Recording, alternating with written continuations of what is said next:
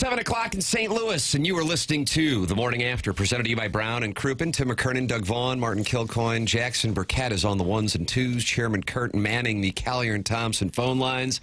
Doug, let's get it on. Okay, boy, we got a lot of news to get to today. What is it? Fight Tiger. Okay. Beat Volunteer. All right. Fight Illini. Beat Rutgers.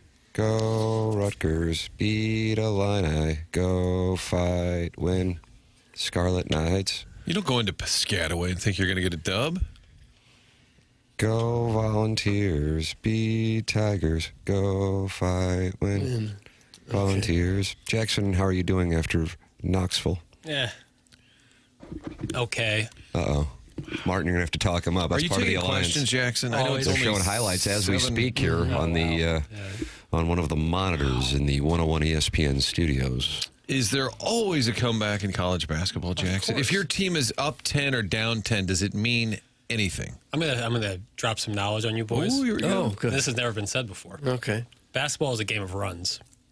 I don't get that. You What do coached at St. Catherine Labouré. Is that something that you ever We talked didn't about? allow runs. We simply didn't allow it. Shut it down. It's a game of runs, and so yeah, your opponent might go on a 10-0 run, and you respond with a 14-0 run. And that's how the game is played. And it's to try to limit their runs and extend yours. Mizzou was up by 11 in the second half, and then they were down by 14. That is a Ledoux math, 25-point swing. Nice, Horton Watkins. Well done. How about that? Yeah. The shots fall, the shots don't fall. Yes, shots. Yeah. That's what happens. Did you go outside and scream at all? No, it's time when a team plays as well in the second half as Tennessee does. You got to tip your cap a little bit. Wish the Tigers wouldn't have had a little scoring drought issue that they had there, but happens. You're on the road, top 5 team in the country. Sounds like you didn't care if they won or lost. I cared. Josh Schertz scolded you. Oh, I cared. Trust me, I cared. Were you with your lover? Nope, just me. Are you going to watch a tournament with your lover? We'll see. Where has he been? Might advise. Nice. So good. Sniped. I'll probably be live streaming. That is so. I'll probably be live streaming every Mizzou game. So You're probably going to be live not. streaming on what, like Instagram? TMA YouTube channel? TMA YouTube, yeah, Twitter, all that stuff. Really? Yeah, people wanted it. Look at that. The people, they do go. that. They do ask. They ask. You're going to be a first. Who's they? The audience, the people who listen. Last time I did it, there was a bunch of people in there watching You say with a me. bunch. 300? Really? At the I'll end, count that as a bunch. At the end of the Utah State-Missouri game, 2022 tournament, there was like 300 people in all sorts of platforms watching. Along with Hate me. watching? No, they were fired up for the Tigers. Okay. Or just hanging out. There's a lot of Schadenfreude. Sure. This show, actually, I think its greatest fuel, side of ROI for advertisers, has been the Schadenfreude of the audience. Yeah, I mean, I get it. It's So when they watch with you, what do they get? Just a shot of your face on the couch? Mm-hmm. The people were asking for it the last time I did, when Missouri played Utah State in the tournament. And I was like, okay, I'll do it. And at the beginning of the game, it was like maybe 90, 100 people. And then towards the end, it got into the 300s. And were they asking you questions? Like, what do you think about this zone defense? Yeah, some stuff like that, box out stuff. And you're shooting it with your phone? No, my laptop. Your laptop shoots the video, and on your phone, you answer the questions. No, the chat is on the laptop, like on the side. So it's not an audio conversation. It's all via text. Like you type back. Yeah, it's like the YouTube chat. Okay. Now, Missouri played Utah State on a Friday in 2023. Or was it a Thursday? I want to say it was a Friday afternoon. I'm all in on Thursday because afternoon. they played Princeton on a Saturday. Yeah. Did you do it for the Princeton game? I did. And how did that go? Not as well because it was a slow death. Like that second half, you saw it coming for the last 14 minutes of the second half. So people were kind of, all right, I'll leave. If it was like a buzzer beater, I would bet the numbers would have been way high. I was going to text you approximately game time-wise last night, about 4.5, 5 minutes into the game, and saying, I got to go live bet Tennessee. This is a replay of the Texas game. They hadn't scored a basket yet. They hadn't scored a point yet. And then all of a sudden, fight Tiger. Yeah, fight and Tony. For approximately the next 20-ish minutes of gameplay, they dominated. Yeah. And I'm going, holy crap. But here's the thing. As strange as it might sound, I'd like to think that the majority of the audience would acknowledge if it's a ball, I call it a ball. If it's a strike, I call it a strike. I am a Missouri fan. The way in which they lost that game strangely makes me feel even better about the team's big picture chances, because Tennessee, which I think was one of the worst performing schools in the conference from three, went off. And what can you do when that's going on? Yeah. 10 of 15 from three-point land. I mean, Yeah, not much you can do. Doug, that's why you have decided to doff your cap this morning. They shot 66% from threes for the game. Yeah. That's like NBA level or better. They kind of Mizzou'd Mizzou. Like, that's when Mizzou beat Florida. They were crushing them from outside. When Mizzou beat Mississippi State, they were crushing them from outside. When that happens, it's really tough to keep up scoring when they're just knocking them from three. Mizzou hit 12 of 30. I mean, they shot well from beyond the arc. They shot the 19 from 29 from the free throw line isn't going to get you many wins on the road against a top 5 team. What kind of three-point percentage did you have at Ladue? Good question. I think I only shot a handful of threes at Ladue. You make any, fella? Maybe one. Did you? Yep. You were the T.O. Barrett. Everybody said, no, not you. Yeah. Don't you shoot it. Jimmy Dykes. Oh, they didn't want to. They like the look. They don't like the player. I liked the look. But did you like the player? If you're going to be out on the floor, you got to shoot. Think about that, Doug. Freshman That or was otherwise. Sammy Haley's motto. Martin, I don't know if you're looking at the Air Comfort Service text inbox. That number's 314-399-9646. And today and tomorrow are your last 2 days, especially for these new 101 ESPN listeners that didn't have their names saved in the text inbox. Jackson will change. Jackson or Chairman Kurt, who does it? Jackson does it. Will change your name. So if you just have a phone number, which is about, on the screen right now, about 50% of the texters, Jackson will change your name to the, Doug, you like this term? Nom de plume? No, I don't care for Code name? Does that work better? This is America, that's better. Jack? It is, yeah. Stop with the French. But Uncle Cucker, he has gifs of Jackson watching Missouri and either Utah State or Princeton in the NCAA tournament 2 years ago. You see that, Martin? That was People have definitely- saved gifs of watching Jackson and his reactions. Well, there it is. Yeah.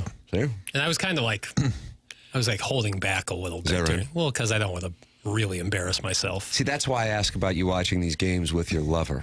Yeah, I watched the Illinois game with her, and I went crazy one time, and I was like, I'm a child. The GIF I'm looking at, though, is if you're in, like, the pep squad, it's like... Like you're doing some I kind think of... someone had Billikens, You're rah, doing, rah, rah. he's doing a cheer, it appears. I think someone had asked me to Were do you a like yell leader at Mizzou? No, God, no. You could have been an antler. Gig 'em. No, hard pass. Oh, that's not going to play Gordo, well on call Tiger in. board. What does I that didn't say need to about be in the a other club to antler? be I didn't need to be in a club to bleed black and gold. Clip that off. I was there every damn game. Chairman Kurt's nodding. He's my boy. How does it make you feel that Roy Williams was there wearing orange last night? Didn't love it. Yeah, what was that about? I didn't love that at all. I was like, what are you doing here? Get lost. I respect you. I respect the great Roy Williams, but I don't need. He's got no affiliation. He used to cry a lot. Did Rick Barnes used to coach under him? What's the deal there? Doug? Oh, maybe that's the Crowdsourcing. connection. That's our first crowdsourcing. Over under Yeah, I crowdsourcing, don't- 6.5 Barnes between now went and from 11 o'clock. Providence to Texas to Tennessee. Yeah, I don't know. I thought, is he just because he used to coach at Kansas, he's there to get the craw of the Missouri I doubt Tigers? that. I'm going to hold Jackson accountable for that loss. The boys felt the lack of faith. That's from Doug's prison wallet. He is the TMA social media watchdog. I'm not going to lie. I didn't love the matchup going into the game. You didn't. Missouri wound up covered at 9.5 points. They did. Didn't look like it for a minute in the second half. Like, I was boy. starting to think Vegas knows everything. When they were down big, I thought, wow, they knew that Mizzou was going to get clocked. I actually do think that that's one of the bigger takeaways of me like being comfortable with that game a little bit is how hard they fought, even like down 14 with that little time left. Like most teams are like, all right, we got no chance. Like we're on the road. They kept playing, man. It made it a real game all the way to the end. First time they've lost this year when scoring 80 points, and only the second time they've lost this year when leading at the half. Yep. Memphis, the first game of the season, was the other one. Yep.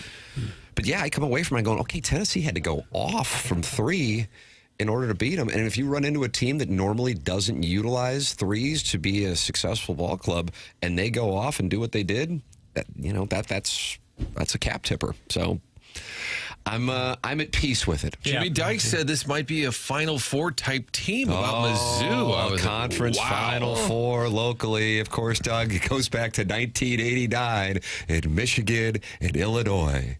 Well, I'd like to talk college hoops with you, but I can't talk out of my nose like you do. Yeah, you got. If you're going to talk about Borch, You got to adjust your dialect just a little bit. Okay. Meanwhile, ILL. Jackson, what's going on ILL? They got an issue.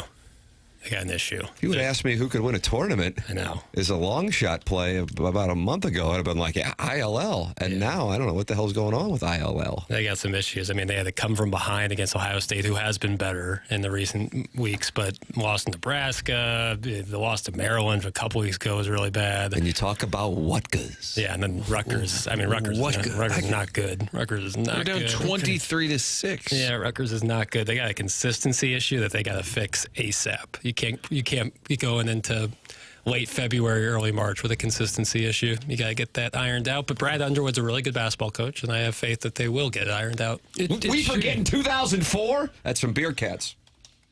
Doug? I've forgotten most of everything that happened before. Blues lost to the yesterday. Sharks in 5 games. Cardinals lost to the Red Sox in 4 games. And Rammies 8-8. Made then the went to the postseason. playoffs, and they beat the Seahawks. Was that Cam Cleveland? But then they got blown off the field by the Falcons. Michael Vick, was he the one who ran? Michael Vick ran all over, but it was Alan Rossum on the punt returns, maybe. They had some special teams. Don't forget about the special teams. issues. Don't forget about this.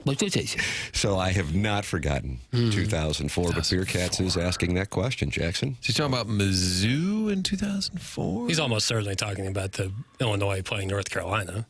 That was 2005. But that wasn't a conference matchup. I was saying if Missouri were to play Tennessee, you have a conference matchup in the Final Four like Michigan, Illinois in 1989. Was that Kendall Gill? Yes, it was. I thought you were Kenny talking Anderson? about local Final Fours. Apologies. Yeah, Was Ephraim Winters on that team? Marcus Liberty, maybe?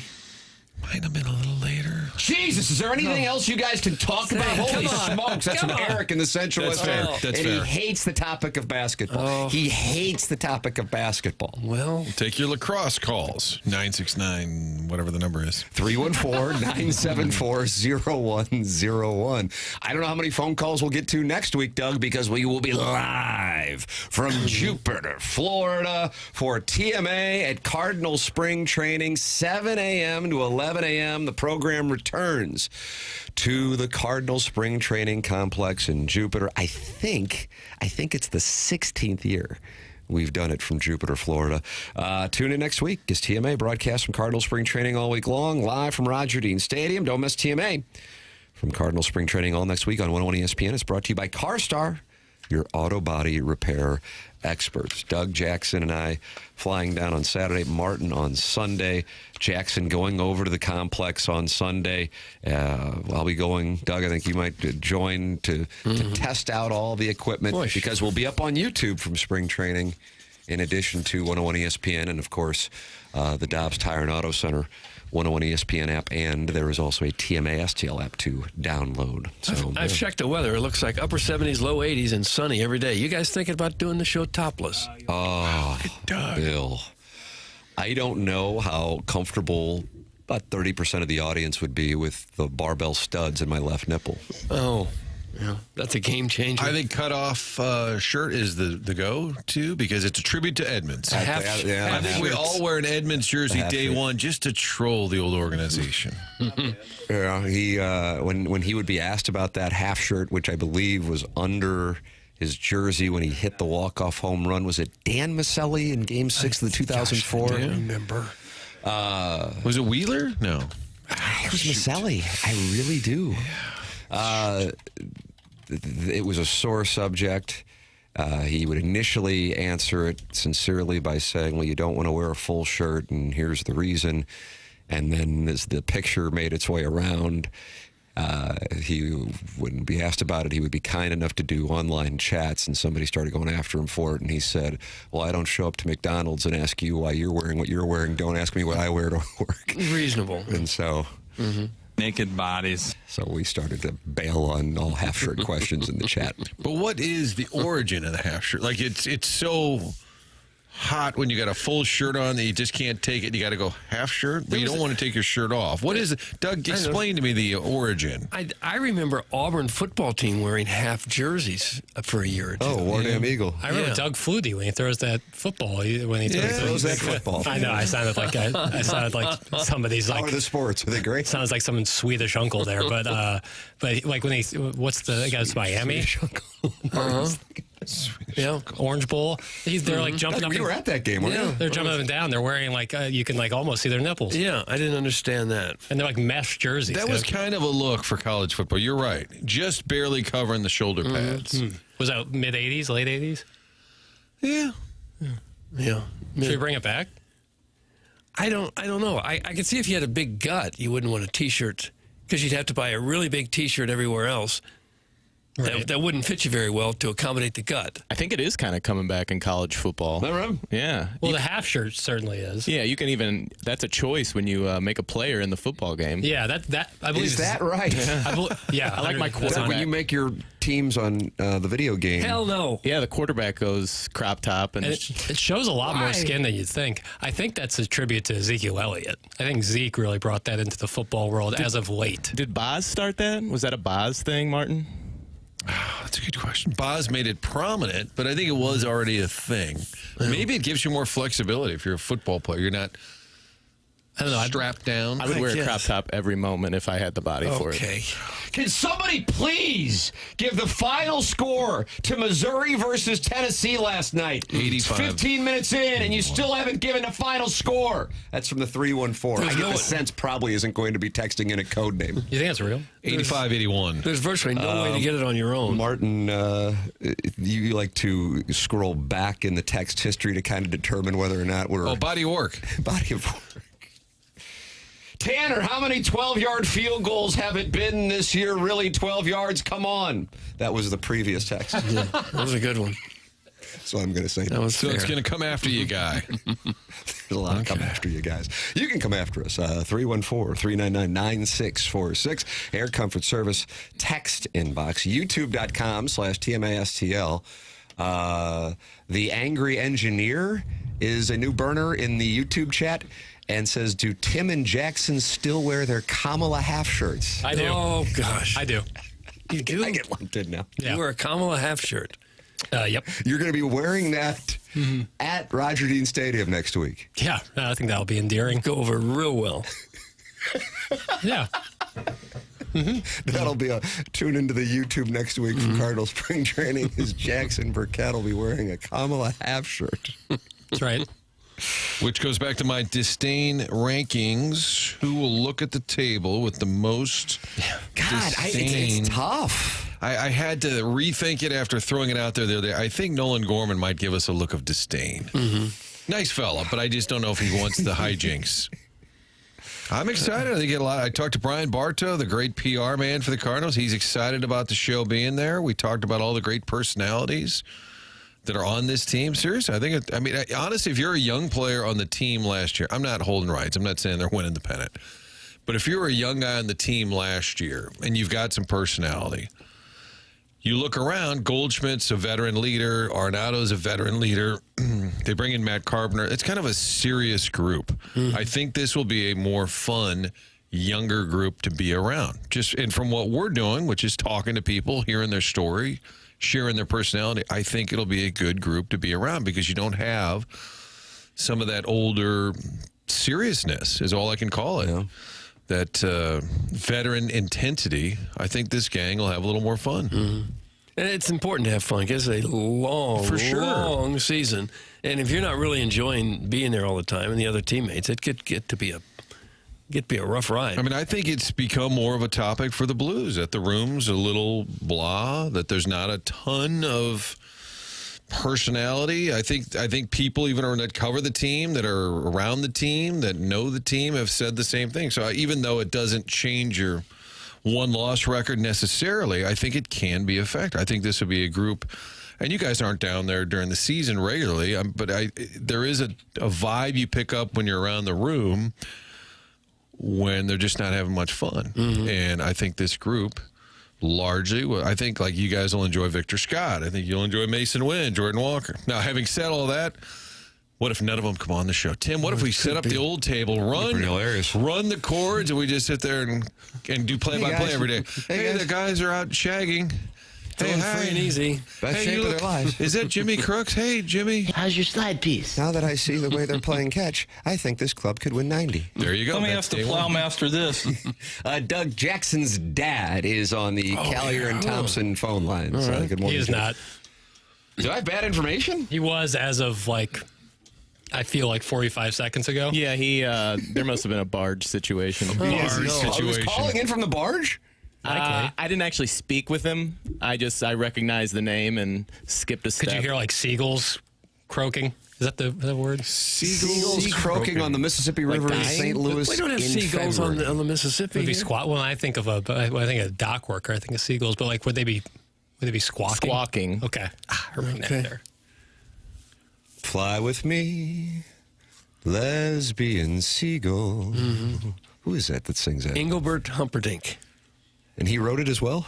I don't know who wrote it. Got to do some show prep around here. When the ratings come out, will they drill deep and tell us if we're number one with barge workers? Will we find that out? All I know is we are strong in Festus. 101 ESPN signal pipes down 55. Yeah. Almost half of our callers hail from that region. Well, I don't want to show source, but has Pestis reacted to his big victory? That's our second crowdsourcing. Fly with me, lesbian battlehawk. That was not Engelbert Humperdinck. Sounded like Ken Iggy It was. Strode. Mr. Engelbert Strode. Humperdinck, lesbian seagull. Right. Maybe we could have that as return. I can't hear that audio without seeing legs crossed and a cigarette dangling. That's my visual. Can't shake Sharon it. Stone. Tennessee was no. Guys,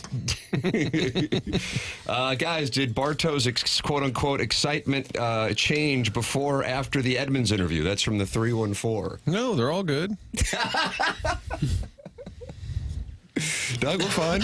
Okay. I mean, we're just asking questions. Yeah, I would think so. I did share the interview with the skipper and with Walt Giacotti. Oh, really? Sent them the interview. Any reaction? They just said, thanks for sending. I think they're intrigued. Color What's me intrigued to know. What's Walt Giacotti doing these days? Lives in Arizona.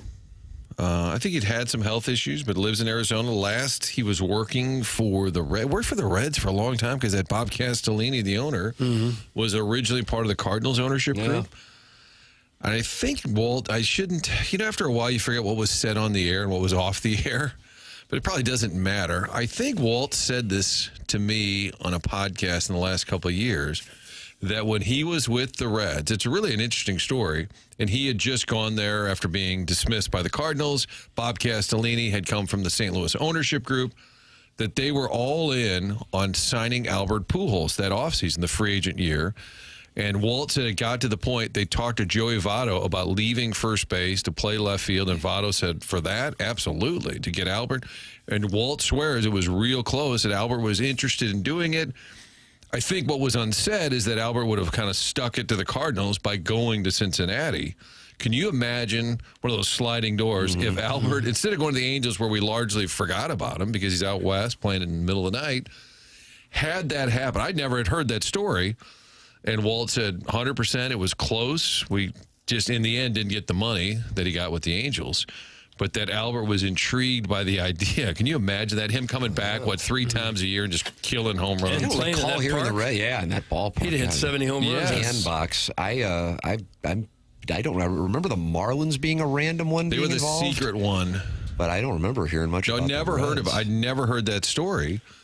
And maybe that was the real secret team that I always mocked as an agent, just throwing it out there. Yeah, you don't think of them as having the kind of money to even be in contention. I guess they would have extended. I think it was a couple of factors there. It was Castellini having been in St. Louis. It was Albert intrigued by the idea. And then the Reds saying, hey, if we're going to go for it, the team we got to take down at that time was St. Louis. And the best way to do it is to take their best player. The Cardinals need you guys down there and get you guys on air to help turn around this PR nightmare. They need these guys to show they care. This is a crisis for the baseball team. That's from the Hunchback of Vaughn Castle. And Doug, we're the salve? I don't think we're any sort of ointment. I could see how they want to put the Edmonds thing behind them. Not that they're terribly worried about it, probably. They don't want to start the season off, spring training off on a sour note. They want to be optimistic, just like everybody else, even though no one's picking them to do much. They don't want to go down there with that pall hanging over the club. What was your first St. Louis Channel 4 spring training report? Do you remember what year it would have been? Because I would love to. At an Al Lang Stadium. I never got to Al Lang. Like 90, 91, no? No, Zipper Zepper used to always go. Gary Apple. They'd only send one guy. My bestest buddy, Joe Torre, is going to join us next. Yeah. Because it would be fun to go back and find a clip where any of us boneheads are there. I think this club is looking good. So-and-so came in the best shape of his life. We talked to the team about it. And every first day report, somebody showed up early. I remember reading in the paper, Ray Langford arrived early. Rick Hummel puts a note in the paper. I'm going down a couple of days later. I was all excited. Oh, good, because who's there? Who can we talk to? I didn't see him for like a week. Yeah. And then I said, where you at? He said, I just checked in, last week. And I said, then you get in the paper. Hey, look who's here early. Right. And you don't see him for another week. And we make a big deal out of a guy who shows up a day early. Boy, he's going to have a big season. He showed up a day early to take batting practice for 20 minutes. And then they're golfing. And we say things like, this fella is looking to have a really fine ball season. Like you're in the Depression. You've said enough to get your right shoulder merit badge. Ladies and gentlemen, you're welcome to get involved on the program. 314-399-9646. That's the Air Comfort Service text line. And then Callier and Thompson, sponsor of the phone lines, 314-974-0101. Ladies and gentlemen, yesterday the announcement was made. Another huge moment on this program this week that Pestis from Festus won the Listener of the Month. And Doug here to make his Sally Field-like speech is Pestis from Festus on 101 ESPN. Pestis, good morning. Gentlemen, good morning. Good morning to you, Pestis. Oh, good. Jackson, don't let them pick on you. NCAA basketball means you play it on the court, not on paper. Ain't that the truth? Yep. Yep. Now, as far as my winning the Listener of the Month, I want to thank you gentlemen very much. Sure. Congratulations. I'm very proud of it and honored that I was able to win that. All right. Now, I just have one comment. What? Nothing towards you gentlemen or anything. It's towards your listeners. All right. Everybody wants to pick on my wife for helping me. Hold on. I don't recall any of that. I have to be honest with you. Oh, yeah. Really? Where's this going on? Well, it's right there. They're saying how much she had to help me and do this and do that. Here's the thing about it. I love my wife more than anything on this earth. She's the best person I got. She literally saved my life twice. And as far as somebody messing with her, I wouldn't advise it. Oh, Doug. She is the feistiest little 4'10.5" woman I've ever known. Little Spitfire. She's a little fireball. Yep. And I'm 6'3". Can you imagine her standing next to me? Doug, you better be careful who you pick a fight with. Were you an athlete back in the day? I played every sport possible in high school. I played all city leagues in softball and baseball.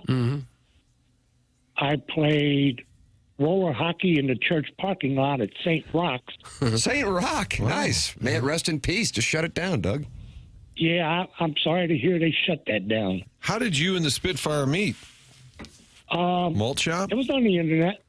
Oh, really? I was out on a website. Dating app? What year? Oh, God. Let's see. When was it? 15. Okay, recent. 2015. Okay. Yeah, we've been married 8 years now. Was that on farmersonly.com or which website was it? No, it was the oldfolksinternational.com. Old Folks International. Live read? It works. Apparently it works. YOLO. Oh, no, it was just, it was out on Facebook. Facebook. Oh, okay. All right. Yeah. Well, whatever works. That's how it's done nowadays. Oh, since you're going into baseball, I have a trivia question for you. Segue, the graphic change. It's a 5-part trivia question.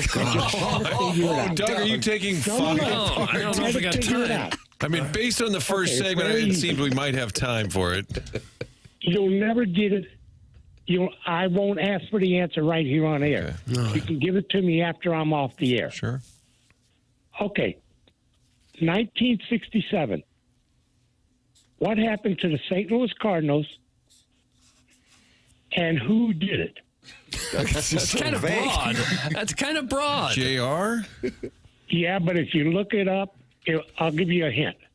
January 15th, Saturday. I mean, not January. July 15th, Saturday. Not Friday? July 15th. Well, they won July 15th. they won the World Saturday Series night. that year. They won it all that year. Against Pittsburgh. Oh, Gibson broke his leg. That is it. Okay. But who did it? Was it? Clemente hit the line drive off his leg, right? Yes, he did. Okay. That's Okay. one part or two parts? That's the one part. Okay. Now, here's the next one. 20% home. All right. 1968. What day? What happened to the Cardinals then? It was one bad thing and two good things. Okay. Kurt Flood was a bad Was one. it a particular day we're talking about?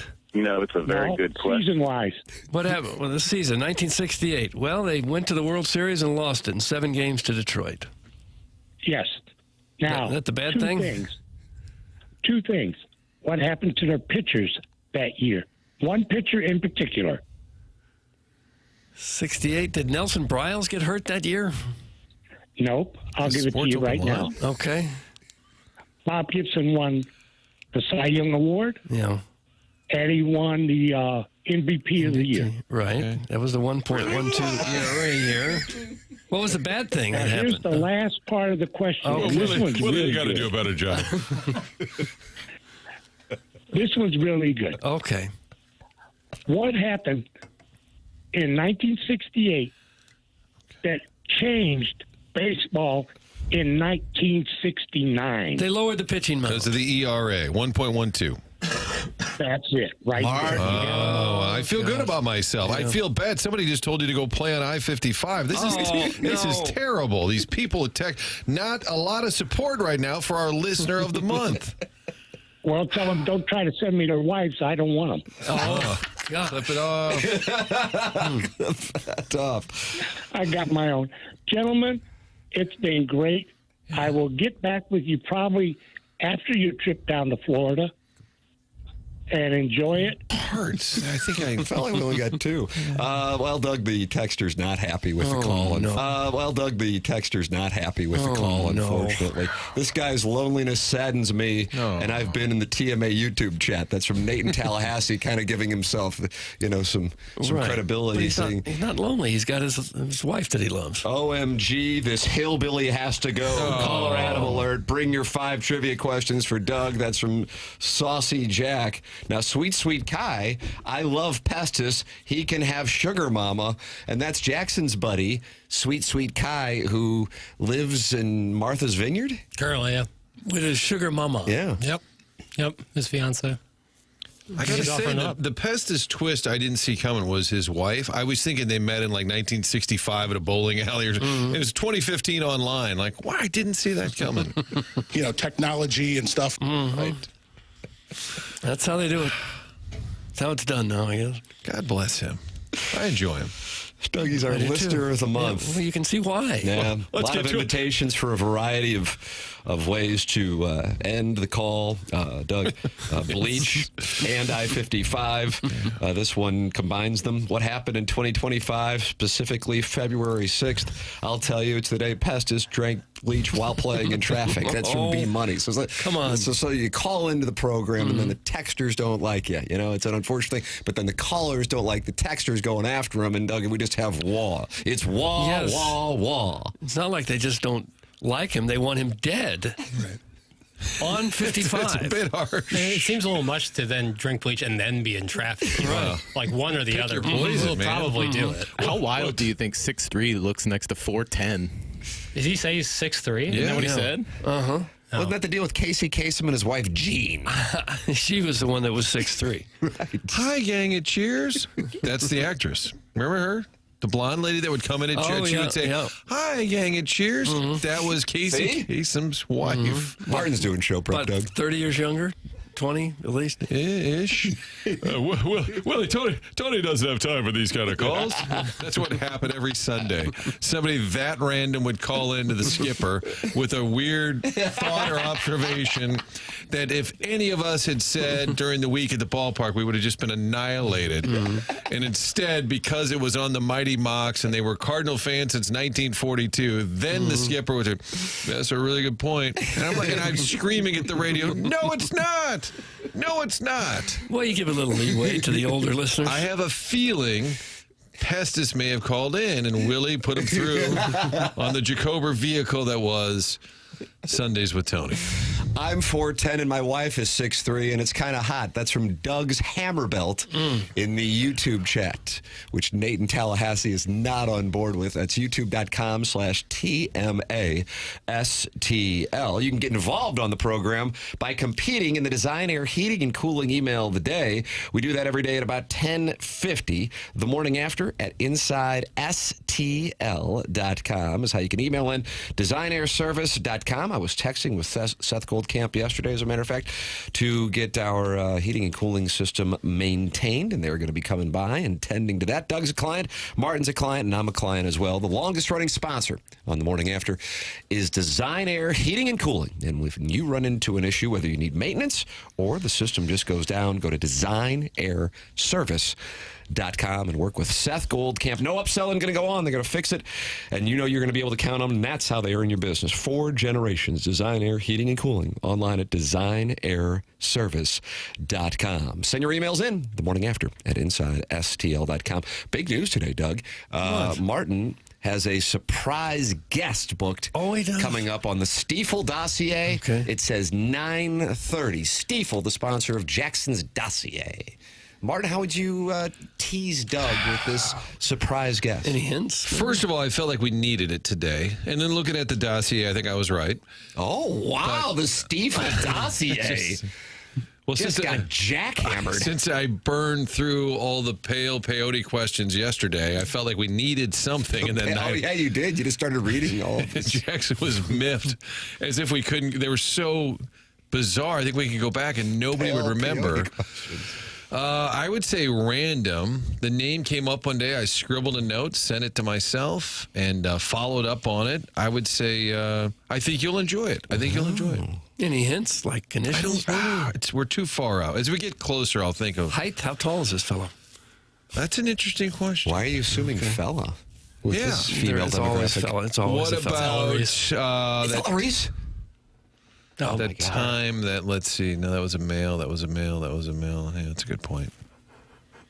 How do you know? Well, I think the audience will enjoy it as well. all right. That's coming up at 9:30. So really, if you have appointments, you're going to need to push them back. Push them back, Doug, because at 9:30, we will have a surprise guest on the Callier and Thompson phone lines. Ladies and gentlemen, the program is called TMA, and it airs on 101 ESPN and the TMA STL YouTube channel.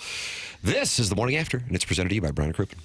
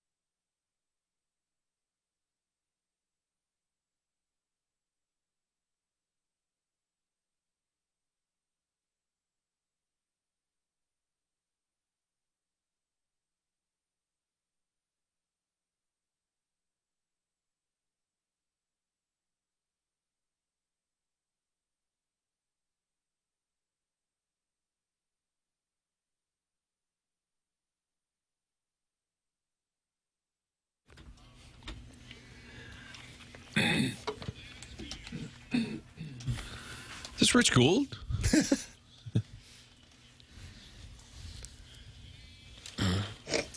Do you know what soundtrack this is from? Beavis and Butthead Do America. That's exactly right. Got to do show prep around here, Doug. Okay. Kind of a sick soundtrack cast. What else do we have on there? Roller Coaster of Love.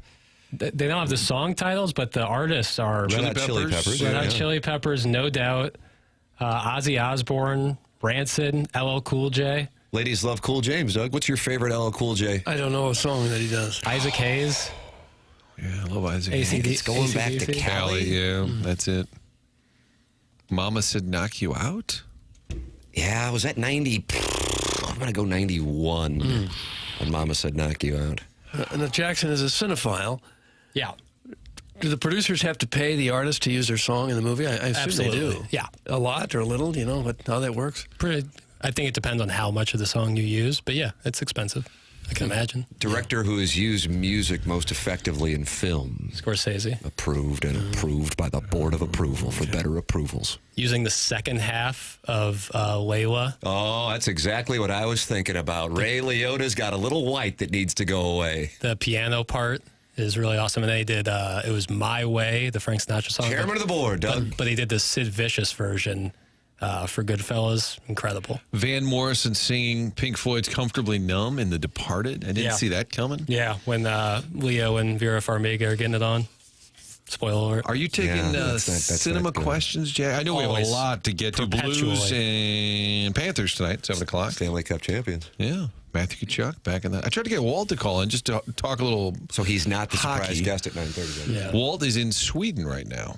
What's he Scouting. doing there? Is that why Jackson brought up Swedish people earlier? You didn't know that. No. people I that- just thought he'd be fun today to tell some Kachuk stories, but he is in Sweden. The other night, my wife and I watched that Emilia Perez, since it's getting all of the headlines. Yeah, I still haven't seen it. Spoiler alert, it's not a musical, but there are times when it turns into, and I said to my wife, I'm going to have to turn it off. You bailed. I'm going to have to turn it. It's nothing anti-trans. It was just all of a sudden they start singing and dancing. I can't do it. And she said, hang in there, little. It's not a musical, but has these weird interludes where it becomes a musical. For those who have seen it, chime in. Didn't care for that part of it. Didn't care for that part of it. I Yeah, still watched haven't seen Happy Gilmore back-to-back nights with my 7-year-old. Not a bad way to spend the Martin, I'm a more meat and potatoes Yes, guy. clearly. Save Mom's Deli, Tim.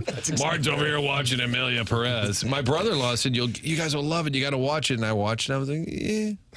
Yeah, still haven't seen it yet. It's interesting. I will say it's an interesting plot. Okay. Doug, you have watched it, and you wrote a review I on haven't watched it. I haven't. Zero chance Doug has watched it. No. I'm so fascinated by what's going on in the world right now. I can't sit and watch entertainment TV. Fair enough. Martin's I watch the debating whether news. or not to follow up. That's what I saw. That was my read. Martin has. I had a Greenland He has joke. pocket threes. He's like, I'd like to go set mining and see if I can hit a 3 on the flop, but I don't know if I really want to take that risk. I had a Greenland joke in my head, and then I thought that's less offensive than a Gaza joke, and then I thought maybe I should just sit this one out. All right, I had a good read. Yeah. You can call in with whatever question you would like or talk about how you met your wife in Festus. Callier and Thompson phone lines 314-974-0101, and 202 people are gathered at youtube.com/TMASTL watching the program, talking it over, and seeing what Jackson Burkett has up his sleeve. Jackson, which direction you want to go with your series of questions? Oh, you want a question? Okay, let's have a So question. Tim asked you a question about a question, and then you said, oh, do you want a question? Okay, let's have a It's question. so meta in here. I know. During my illness, I was crushing a lot of home improvement tape. Crushing. Doug's going to You're jump all sitting over that. in bed watching TV. Yeah, it was sick. What do you want from me? But I just don't like the verb crushing. I felt like I was crushing it. Okay. And that had me thinking, do you think when Chaim Bloom takes over next year, he should take on the Tim the Tool Man Taylor approach of being there to fix things while presenting an approachable personality that can draw fans back in and show a contrast to previous management's perceived pompous nature? Well, I feel like the answer is obviously yes, but But since you prepared this question, it's your first question, I feel like you want more than an obvious yes. But do you think like that should be like on the forefront of their mind, like putting Heyman out there, even starting now? I don't know why he's not out there now, but Right. yes, absolutely. They have, minus shocking the world and going off this year, they have to really focus on changing the public image of this organization. And I would think that Chaim Bloom, based on the little we heard from him at that press conference, and then he was hidden away, would be a great person to do that. He seemed like somebody that I think fans could buy into. And just by being, sometimes you don't want to follow, like it was one of the things 21 years ago, 22 years ago, 3 years ago, I guess, when you didn't want to be the guy to replace Jack Buck, for example, so to speak. This is great. Whoever comes in this spot is just going to have a higher public approval rating just by being a change. So, but I think that Bloom will bring something to the table that I think will endear fans. But that absolutely has to be one of the top charges for the organization. I've heard from people he's smart. He's fun. I mean, obviously he went to Yale. He's smart, but he's excuse me, emotional. There's a frog in your throat. There's a frog. Pretty remarkable. That you're still on this show. I get emotional when talking about the transition of power here. But I've heard that he's a lot of fun, but I wouldn't know that because I've never been around him. And I do think they should put him out there more. Mozeliak has always said you don't want too many messages at the same time. So if he says something and then Chaim Bloom says something, that's his theory that it doesn't make sense. I would love next week for him to sit down. I want to know what happened with Mookie Betts. I really do. Because what percentage would you put it that he will sit down at what was the picnic table and now is a circular table with an umbrella? 5%. Yeah, low. It's low. He probably doesn't want to get out there. Well, I don't even know if it's him. I just think they're kind of like saying, let's get through this year. You do all you're doing over here, building up the minor leagues, retooling with staffing, and then eventually you're going to be the face of this whole thing. I think it's sort of orchestrated that way. I'd love to hear from him, but I do want to know the Mookie Betts deal because he was there when they traded Mookie Betts. It's been written that he was told to do that or forced to do that by ownership, but then they turned around and signed Trevor Story to a big deal. So I'm confused. I'd love to know a little more about the man who's in charge of your ball club, Doug. Because that was a huge swing and a miss for the Red Sox organization. I'd like to try to earn my rights holder merit badge now and say, I just really hope this is not another depressing, long, horrendous season for the Cardinals. They've had so many great years over the last 25 years or so, and people need something to be excited and happy and optimistic about. I just hope the whole season isn't about, well, one more year of this, and then we can get on to happier times. I don't want to spend another 6 or 7 months being down on the team. The Cardinals are really important to St. Louis. And when they struggle, all of St. Louis kind of gets in a funk sometimes. And I just hope that somehow they can turn that around. And it's just a much more positive and optimistic experience this year than it's been in the last 2 years. Do you think behind closed doors they've talked about the home improvement model and tool time? Do you think they're using that thing? If they hadn't, after hearing that question, they will. They should take notes. Take notes. Who'll be as Al Borland? Pam Anderson? Pam Anderson. Somebody leaning over the Pam fence. Anderson was on. Aren't you guys tired of being down on the Cardinals, though? Yeah. It wears on you after a while, just to always be negative, and that's the only place to go here the last 2 years. But I don't want to be negative all the time, and I don't want to have to watch a team that makes me want to be negative. So here is a prediction in some capacity of the psychology that I think we will see at points over the next 7 months, that because the expectations are so low and because the vibe is so poor, that things that in the past, for the vast majority of the years of Bill DeWitt's ownership, wouldn't necessarily be registered as a positive, they will be over-amplified as a positive in a search for a bright light in the tunnel of darkness. So I think that people, from a contrarian standpoint, not necessarily to be contrarian, but just because they have the same kind of approach as you, they want to love something, they want to find a reason for hope, that oftentimes players who might not necessarily be worthy of that kind of praise will get it because you're going, well, there isn't anything else. The only time in my Cardinal fandom that goes back to what I think we are probably in the midst of would be after Gussie Busch died, and I believe that was September of '89, and then you had the transition from, and it took a little while, the brewery to the new Cardinal ownership group, which was headed by the current owner, Bill DeWitt Jr., and so you would find players that in reality probably weren't stars, but because you didn't have a whole lot to hold on to, like, oh, they're only 7.5 out now, you would go, oh, this guy really might be the next big thing. And in reality, you look back on some of those names and you go, Greg Jeffries, Little Elvis, that it really wasn't there.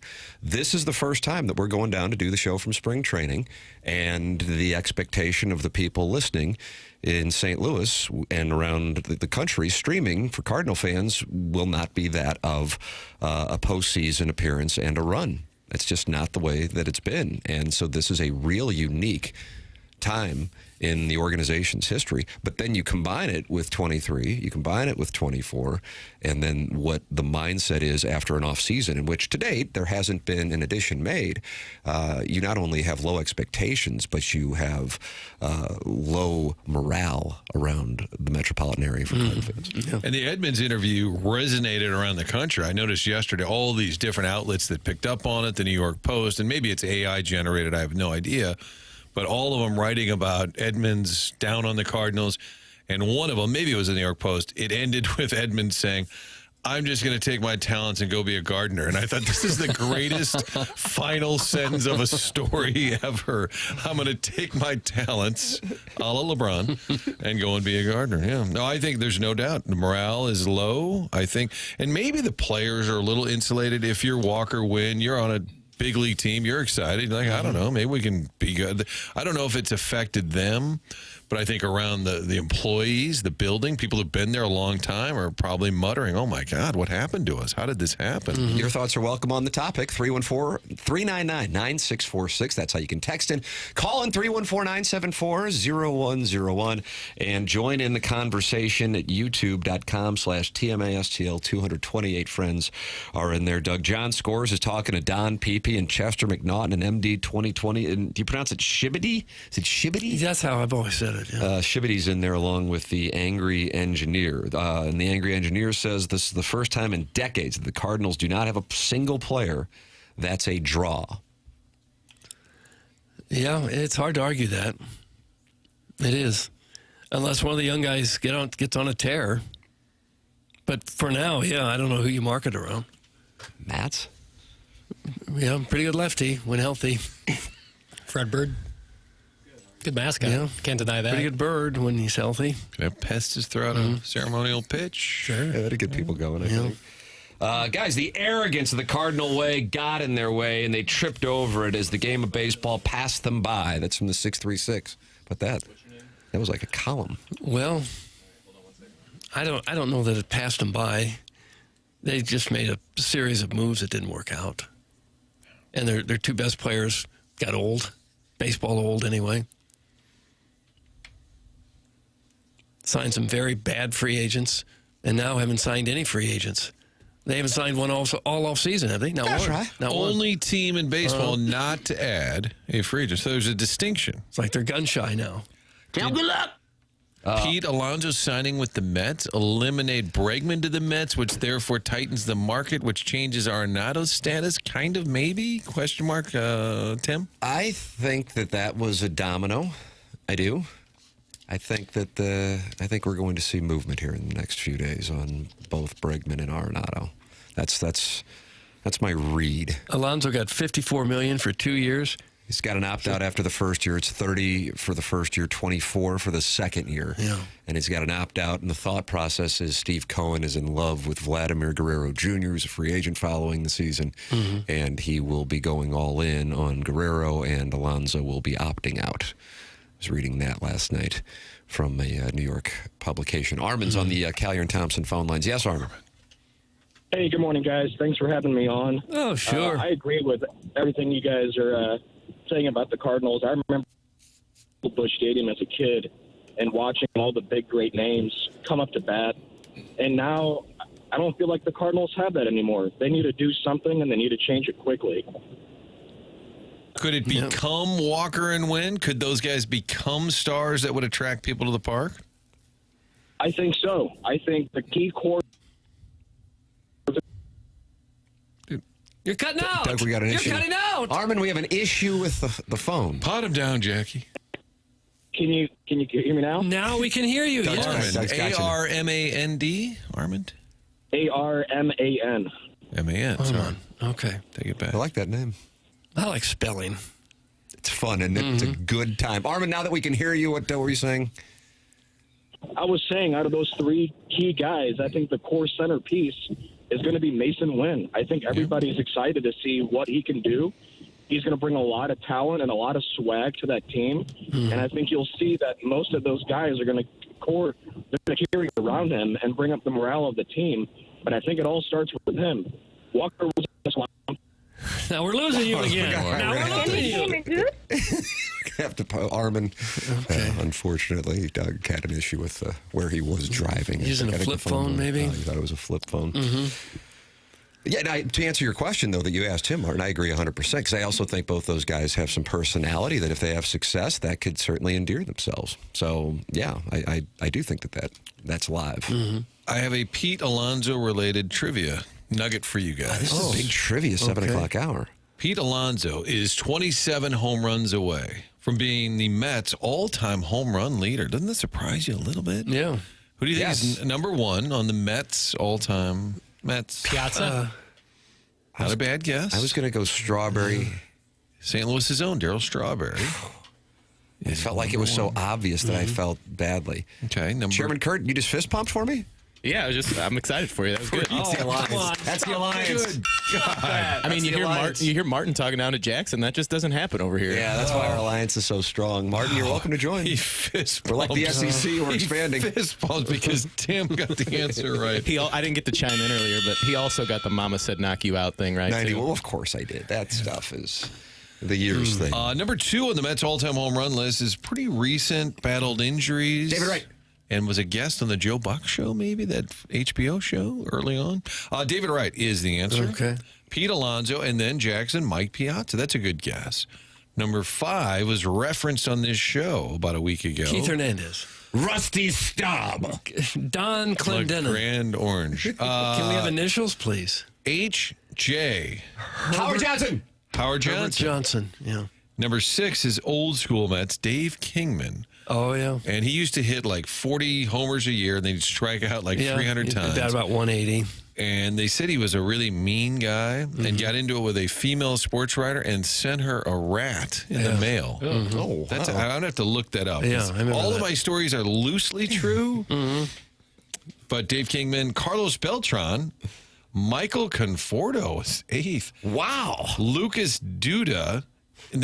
What surprises me is the names on here. I thought there'd be a more prominent list. I think a lot of Mets players kind of come and go. Wasn't that the Cats guy, Lucas Duda? Lucas Duda. Yeah, he would bring up Lucas Duda here and there. Todd Hundley, 10th, and then Kevin McReynolds, if you want to go into number 11. I guess Shea Stadium wasn't necessarily a big home run hitter's park. I just thought Gary Carter, he's way down on the list. Yeah. John he was Milner. Remember John Milner? Yeah. Okay. So Pete Alonso has signed. Will the market shift? Will we get some Arenado to the Yankee talk? Red Sox talk? I don't know. It's getting closer and closer to the moment in Jupiter, Florida. Maybe we can be there for it, Doug, as we will be the broadcasting from Cardinal Spring Training starting on Monday. And you'll be able to watch it as well. YouTube.com/TMASTL. Jackson, will it be one camera? Is that how it's going to be set up? Yeah. Yeah? Kind of like an ESPN Plus broadcast. Yeah. Yes. Yeah. Gallagher, Ivor Arena, Oklahoma State hosting. Yeah, it'll just be a big shot of the table and all of us at it. All right. Okay. Someone's going to have their back turned to the camera. Nah, I believe we'll have a table set up so that we'll all be in view. Oh, like a dais. Okay. Yeah, like similar to a dais. All right. Ladies and gentlemen, Moritz Royce Jewelers, a sponsor of TMA, and we are approaching Valentine's Day, and you might be thinking about what should I go and get for my girlfriend, for my wife, for my family. Hey, maybe you're thinking about getting engaged. Check out Moritz Royce Jewelers on the 15th floor of the Tower Building right across from the Galleria at 1034 South Brentwood Boulevard. Better known to those of you who are Riz Show listeners at ninjabling.com. That's ninjabling.com. This is a different kind of jewelry purchasing experience because let's be honest, usually when most of us are going in to purchase jewelry, we probably have a budget in mind, but we really don't know what we're doing. We have no clue. And then you get the one-on-one experience in a private setting like you have on the 15th floor of the tower at 1034 South Brentwood Boulevard. Family-owned business with no song and dance, no twinkle lights to make the jewelry look even better. And they have all kinds of options for those of you in the audience. It's Moritz Royce online at ninjabling.com. Check him out on Facebook or Instagram, ninjabling.com. That's Moritz Royce Jewelers. Tim McKernan, Doug Vaughn, Martin Kilcoyne, Jackson Burkett, and Chairman Kurt with you on the program. This is TMA, presented to you by Brown & Group and on 101 ESPN.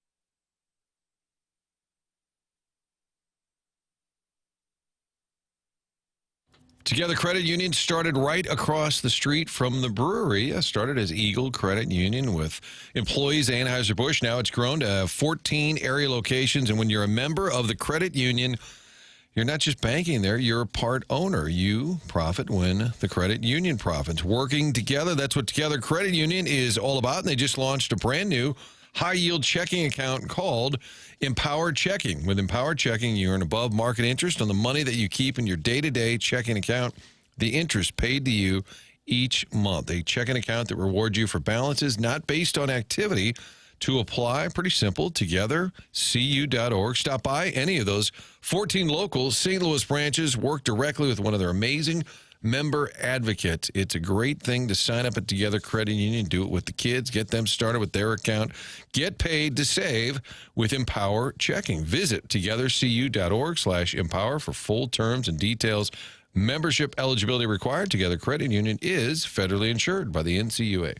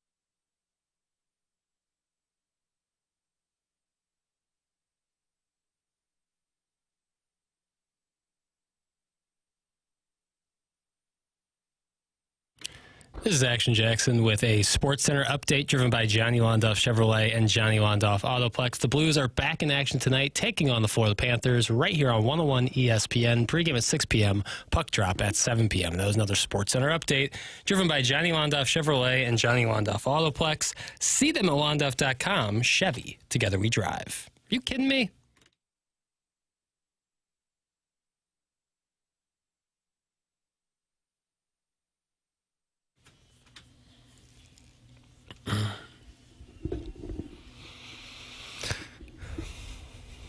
Doug, does this take you back to 1991 with Ray Liotta driving around while trying to evade law enforcement? I guess that's where I've heard this, yeah. I think this part specifically was when Jimmy Conway kind of went on a rampage, taking care of Johnny Roast Beef and his wife and their pink Cadillac. Spoiler alert. They had the one guy frozen in the meat truck. Took him 2 days to thaw him out. That was Frankie Carbone. Spoiler alert. Who's also in Godfather 2. He had that mob look about him. Well, he had like a big afro.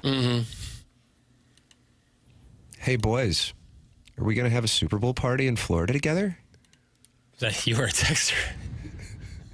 Yeah, I'd say so. Nice. Let's watch together. We're going to all be there. You think there'll be a big TV in this place? Big enough. I hope. Yeah, well, get together, hang out. Yeah. That'd be fun.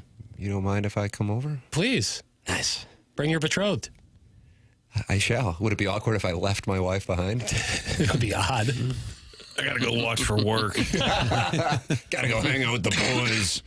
Bring a bottle of scotch. Yeah, it'll be fun. Don't wait up. Doug's making crab dip. I don't make a crab dip. You don't? No. I like spinach artichoke. I like French onion. It sounds like there'll be a potpourri of dips available at our Just Super Bowl fat party. sitting around watching the game. Yeah, it sounds fun. It's real hard not to overeat Sign me watching up. a game like that. I told Jackson about these wings down in Jupiter, and I know a number of listeners go down to spring training. I'm telling you. You know who told me about these, Martin? You'll remember this guy? He was with the Cardinals for a number of years, strength and conditioning coach. Pete Prinzi. Pete Prinzi. Pete Prinzi. Looked like he played linebacker at Alabama. I think his dad did play football at Florida State, actually, and was part of the Florida State broadcast team. What happened to him? Pete Prinzi? I used to He's see down him. there. When I go down there, I'll play golf with him. But it's called the Brass Ring. Old school joint on US 1. For those of you who are going down to Jupiter, Florida, Jackson's all excited about trying these wingies. But here's the thing. I hate to hype up food because then all it does is lead to a letdown. I see what you're saying. Yeah, I totally get that. Well, if they're good chicken wings, are good chicken wings, man. So I'm excited. Is Abbey Road still there? That was a spot. Abbey Road, I think, is gone, or if they did, they redid it, and it's smaller than what it was. How about Guanabanas? Can a fella get 10 nice sized fritters? They can indeed. A potpourri of different choices. Okay. Yeah, but I'm telling you about these wingy brass ring. For those of you heading Bring down them over to the party. Jupiter, Florida. Ladies and gentlemen, Shrewsbury Seminary students here on the Collier and Thompson phone lines. This is the morning after 101 ESPN and YouTube.com/TMASTL. Yes, Shrewsbury Seminary student. Hey, are you guys there? Can you hear me? Just barely. So you guys are on 101 now? That's right. Okay, I kept calling 590. Nobody picked up. No one home anymore. Yeah. And I haven't called in a while, so can I just get a roster check? Is Iggy still there? He's gone? He is gone, yes. He sometimes will be in the YouTube chat, though. Okay. All right. Now, who's on the drops now? That's Jackson Burkett. He went to Ladue High School. Jackson, did you get my drops from the last station? Are they still there? Oh, yeah. All right. You're part of the whole settlement. Okay. Doug, how you been, man? Oh, I'm fine. You, Shrizzy? Doing good, man. Living life, working hard. I'm on 270 right now. How are you? Good for you. Nice highway. Yeah. Pretty light traffic today, honestly. Okay. I'm at 270 and about that Clayton overpass. Oh, yeah. Where are you headed?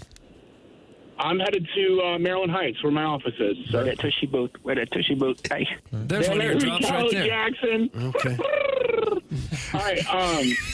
Hey, Jackson. Is Jackson still there? He is here. Yes. He left. He's getting frustrated.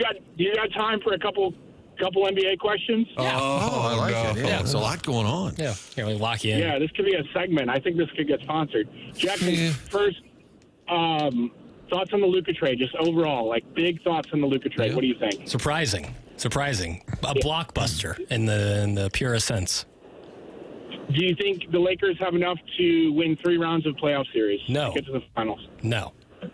I kind of do. Okay. You guys going to place a wager? The Mark Williams trade was that was a good trade, but no, I do not think they have enough.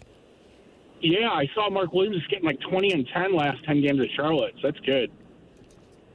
Are you really a Shrewsbury Seminary student? I'm guessing no. No, I lived in Shrewsbury when I originally called in. I don't know, maybe I find the bowl at the Webster Starbucks. Does anybody remember that?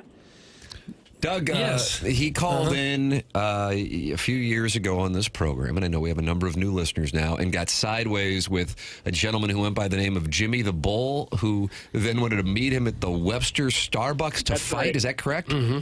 Yeah, Webster Starbucks. Good Starbucks. Anyways, guys, I appreciate you guys taking my call. I've been trying to call in, but it's all been like breaking down like the Blues third line and stuff, so I haven't been able to get on. But I know you got it's okay. But it's a little close to the truth. I got a call coming in. I gotta go. Okay, sorry to bother you. Okay. Sorry, back to the seminary. Hey, Mo, get us Bryce Harper. Hey, Mo, get us Bryce Harper. Kind of a tribute to Cardi B there, I think. I think there used to be a seminary school in Shrewsbury. Yeah, Kenrick, maybe. And Prep South High School. Prep South, that's was right. a place where guys went, I think, with the intention of being a priest. Prep North still going? I don't think either one is still around. Okay.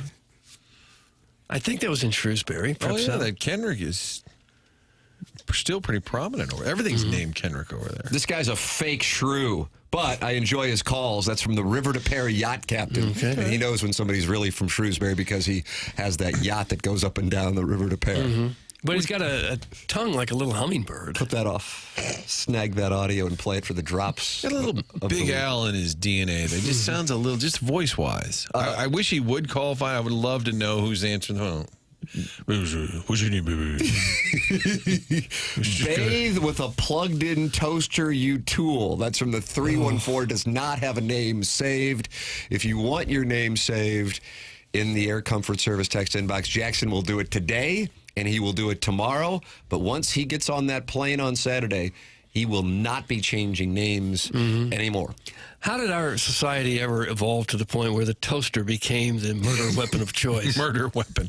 How did Clue miss out on that as a potential weapon? With the toaster, Colonel Mustard in the bathroom. But usually there's not an electrical outlet right next to the bathtub. Shouldn't be. So the toaster would have to be plugged in. Yeah, there's usually one somewhat close for your hair drying purposes. But that won't do it? But you need a long cord. In water. I don't really want to You're not give instructions here. But if one were to do it, yeah, you'd plug it in and then cannonball. I don't know. But now they all have those GFI outlets in bathrooms where that would trip before it got so hot that it... Probably, yeah. Doug, we got breaking baseball news involving a former Cardinal. Tommy Pham has agreed to a 1-year, $4 million contract with the Pittsburgh Pirates. Oh, boy, good for him. Just to stick it to the cards. He's going to get on every team before he retires. Do you think you could name in order his path? Hell no. He's all over the place. Hell no. Where would I lose you? Because obviously Cardinals, right? Yeah. Padres. And then he was in the trade. Brian Hoffman always called it the bad Pham trade. He was mad they traded him because he thought he was outspoken, and that's why they traded him. That was Brian Hoffman's theory. Because he went from here to Tampa? Yes. Yeah. But then he went to a team back in the National League where he was stabbed. San Diego? Yes. Nice, Jackson. Then it's going to get a little tricky. Chicago? Central Division. Can we have initials, please? CIN. CIN. Oh, man, what could that be? Centopolis? They don't have a team. He went from the Padres to the Reds to the Red Sox to the Mets to Arizona to the White Sox to the Cardinals to the Royals and now to the Pirates. Holy The record's like 14 teams, right? Mike Morgan. Yeah, Mike Morgan, I think, had. Todd Zeal had a whole bunch of teams. Maybe Kenny Lofton played for him. He played for a lot, didn't he? Kenny Lofton was a pretty good player. Yeah. I feel like Kenny Lofton played for a ton of teams. He got the Cardinals in 2002. Steve Klein. Well, good for Pham if he can squeeze one more year out of it, making $4 million. Who can blame him? That was a Claves guy. He and Claves always hanging out. That is true. Big time. That is true. Doug, would you like to tell us about Design Air Heating and Cooling? Well, it's where you go, Tim, if you got a furnace problem or in the summer, air conditioning problem. They can handle both. They can handle anything that you can throw at them. Seth Goldcamp and his family have seen it all in their many, many years in business in St. Louis. It started in 1904. It's a fourth-generation St. Louis business now. It's been handed down through the Goldcamp family, and these people know exactly what they are doing. They should. They've been at it long enough. They've been at my house a couple times. They just do fantastic work. Don't wait until your furnace breaks down. A little tune-up can prevent that from happening. Maybe you need a new furnace. They can take care of that, too. Usually they can get you fixed up and running as soon as they get there. So it's a number that you need to know if you ever have problems with your furnace or your air conditioning. You won't remember the phone number, so I'll give you the website, designairservice.com. These guys are the longest-running TMA advertisers on the show. They're known for their honesty and going way above and beyond the call of duty when they come out to your house. And they will never try to upsell you. They'll always give you exactly what you need and nothing more. That's how they train their employees, and they take that reputation very, very seriously. You can schedule online now for a serviceman to come out at designairservice.com. Design Air Heating and Cooling, sponsor of our email today, which you can compete in by emailing the morning after at InsideSTL.com. That comes your way at 10:50 on the Stiefel dossier. At 9:30, surprise guest. And coming up, friend of the program, Mike Francesa, put to the test regarding Super Bowl questions. And Doug, he really dives deep with wonderful audio. We'll have that for you here on the Stiefel dossier. Ladies and gentlemen, the program's called The Morning After. It's presented to you by Brown & Crouppen on 101 ESPN and the TMA STL YouTube channel.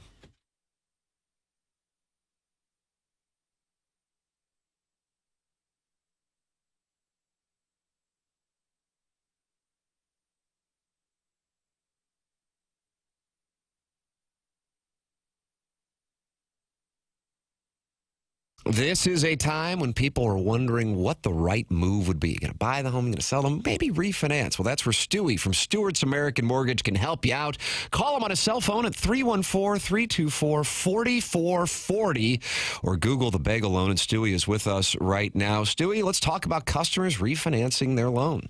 You know what, Tim? I love the name of your show. You know why I love the name of the show, The Morning After? Last night, an ESPN listener closed, and we send the notary out to your house to close, so you don't have to go to the title company. You don't have to take off work.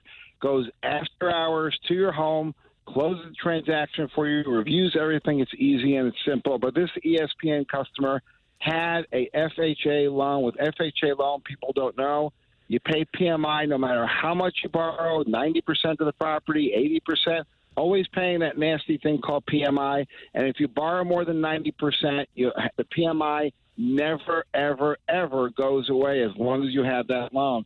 We refinanced them, flipped them to a conventional loan, got rid of that PMI, saving $220 a month. And, Tim, you know how much he paid to actually have the refinance done? What do you have to pay?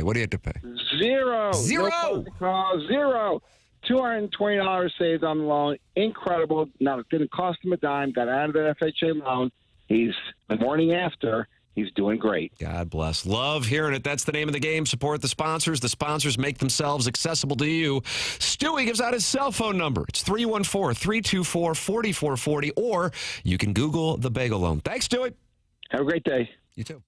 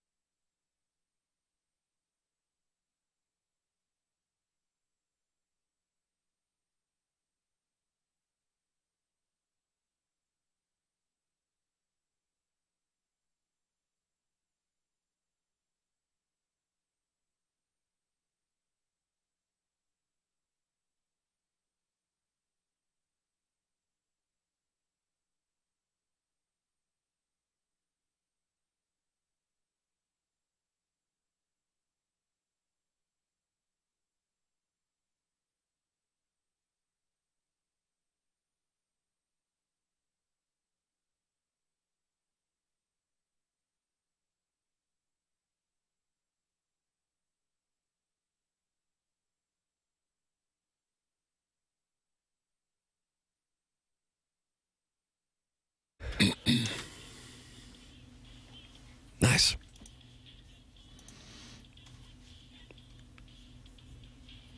It's giving me the creeps.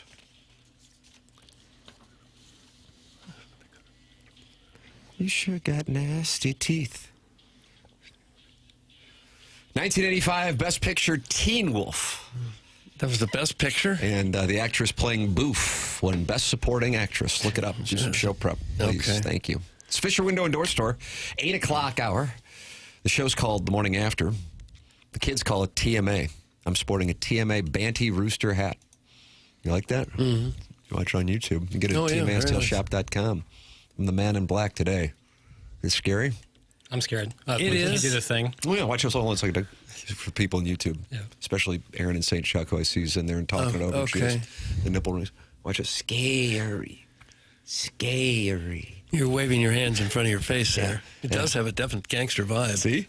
Guarantee a pocket. Man in Black, Johnny Cash, but also Gary Player. Like, there's a couple of them out. Chris Christopherson felt like a man in black, but it wasn't. Richard Lewis. Richard Lewis. May he rest in peace. Followed Charlie Marlowe on Twitter, and we were trying to figure that out one time because Richard Lewis went to Ohio State. Oh, really? So it was all the Buckeye content apparently that lured him in. So Chuck, one time, I said, get him on the show. He direct messaged him. Yeah. And Richard Lewis said, I'm waiting the next season. And when Larry says it's okay, he was going to come on whenever that next season dropped. And it never happened. Drat. That would have been outstanding. Oh, my God. Mike Francesa is in season 41 of his program, Doug, and he's getting you ready for the Super Bowl this Sunday. And, of course, our Super Bowl party, which will feature 3 different dips in Jupiter, Florida, whereas I'm going to see about getting wings from the Brass Ring down there in Jupetown. Here is a friend of the program, Mike Francesa. Matt, if your life was on the line and you needed one coach to lead your team, who are you taking? Andy Reid or Bill Parcells? I say this with all sincerity. Gun to my head. If I had one game to win for my life, bullet to my head, the only coach I would take ahead of Bill Parcells was Vince Lombardi. That's it. Otherwise, I'm going with Parcells. Over any of them. Over Walsh, over Gibbs, over Belichick, over Landry, over Paul Brown, over any of them, except not over Vince Lombardi. There was only one Vince Lombardi. I saw that Belichick said they should change the name of the trophy to Tom Brady from Vince Lombardi. Is he out of his mind? There's only one Lombardi. Let the MVP trophy in the Super Bowl be named after Tom Brady. The championship trophy, the stand of excellence as a team, that's the Lombardi trophy. There's only one Vince Lombardi. No one has ever been as good as Vince Lombardi. We'll see you later. Oh, that is out. Mic drop. He sounded a little groggy.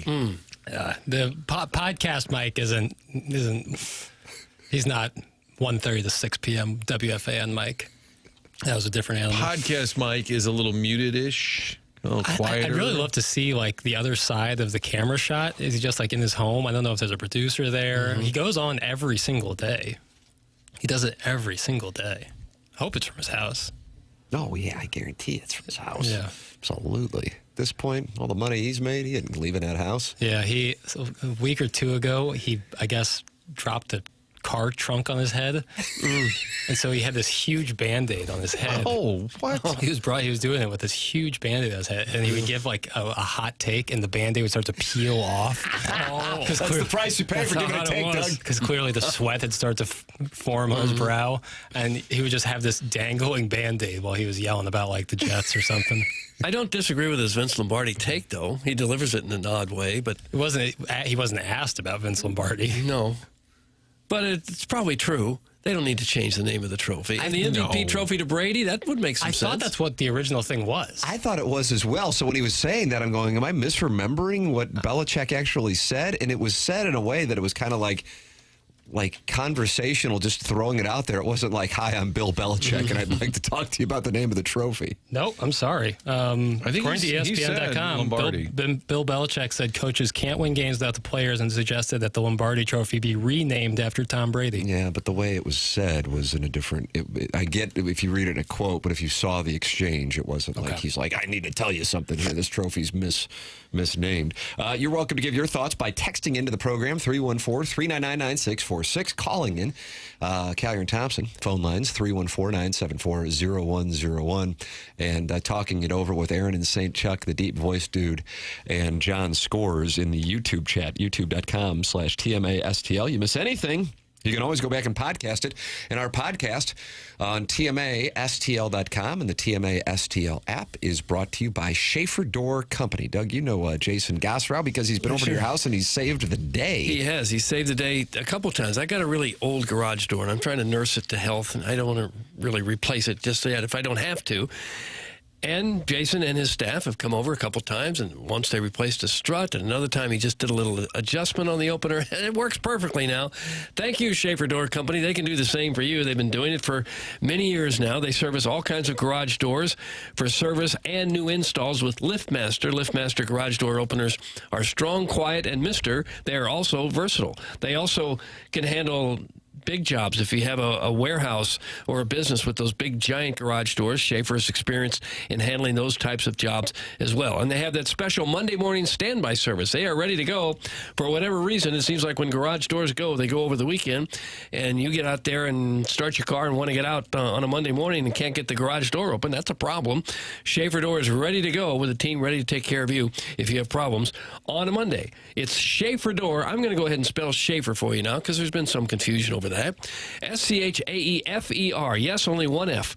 Schaefer with one F. Their website is schaeferdoor.com, or you can call or text at 636-782-3608. Schaefer Door is a CHI overhead door dealer. Schaefer Door sponsor the podcast of TMA and 101 ESPN. I enjoyed this article from, Doug, do you pronounce it Evan Drellich or Evan Drellich? I usually say Drellich. Martin, what do you go with? Is that the Manfred vehicle guy? Is that always writing about Rob Manfred? He is, actually. Okay. The Athletic. You're going to go Drellich. Drellich. All right, there it is. Well, either way, this is what he has just written. Whether to pursue a salary cap has been a central topic for owners this week during meetings in Florida. People briefed on the discussion said no decisions are to be made by the time the meetings wrap later today, but the league office and owners are taking a, quote, hard look at where they want to go in economics and labor. One person briefed on the meeting said, quote, trying to get everyone focused on what's going to be the goal in labor. Opinions among owners are mixed, people briefed in the discussion said, but time still remains. The collective bargaining agreement for baseball expires after the 26th season. In a vacuum, all owners would likely back a salary cap for the cost control it provides. Some owners are deterred in practice, however, by the lengthy work stoppage expected to be required to achieve one. MLB Players Association has long opposed a cap, and many missed games could ensue if the owners aggressively seek one. Not all owners agree that's a reason to back down, however. Revenue disparity between smaller and larger market teams, a long-standing discussion in baseball, remains a talking point. Some owners also believe a cap would also lessen fan complaints about payrolls. Today, if one owner spends, see the Dodgers, for example, who have an estimated $353 million luxury tax payroll for 25, other owners inherently face pressure to do the same and sometimes criticism for not doing so. The discussions this week have also gone beyond the potential of a cap. Rob Manfred wants to change the way the league handles TV and the revenue distribution. As part of that effort, he wants to significantly alter revenue sharing, the way teams share money amongst themselves. Those are difficult issues politically amongst clubs, one that a cap could help smooth over. But Manfred could also pursue changes to revenue sharing without a cap.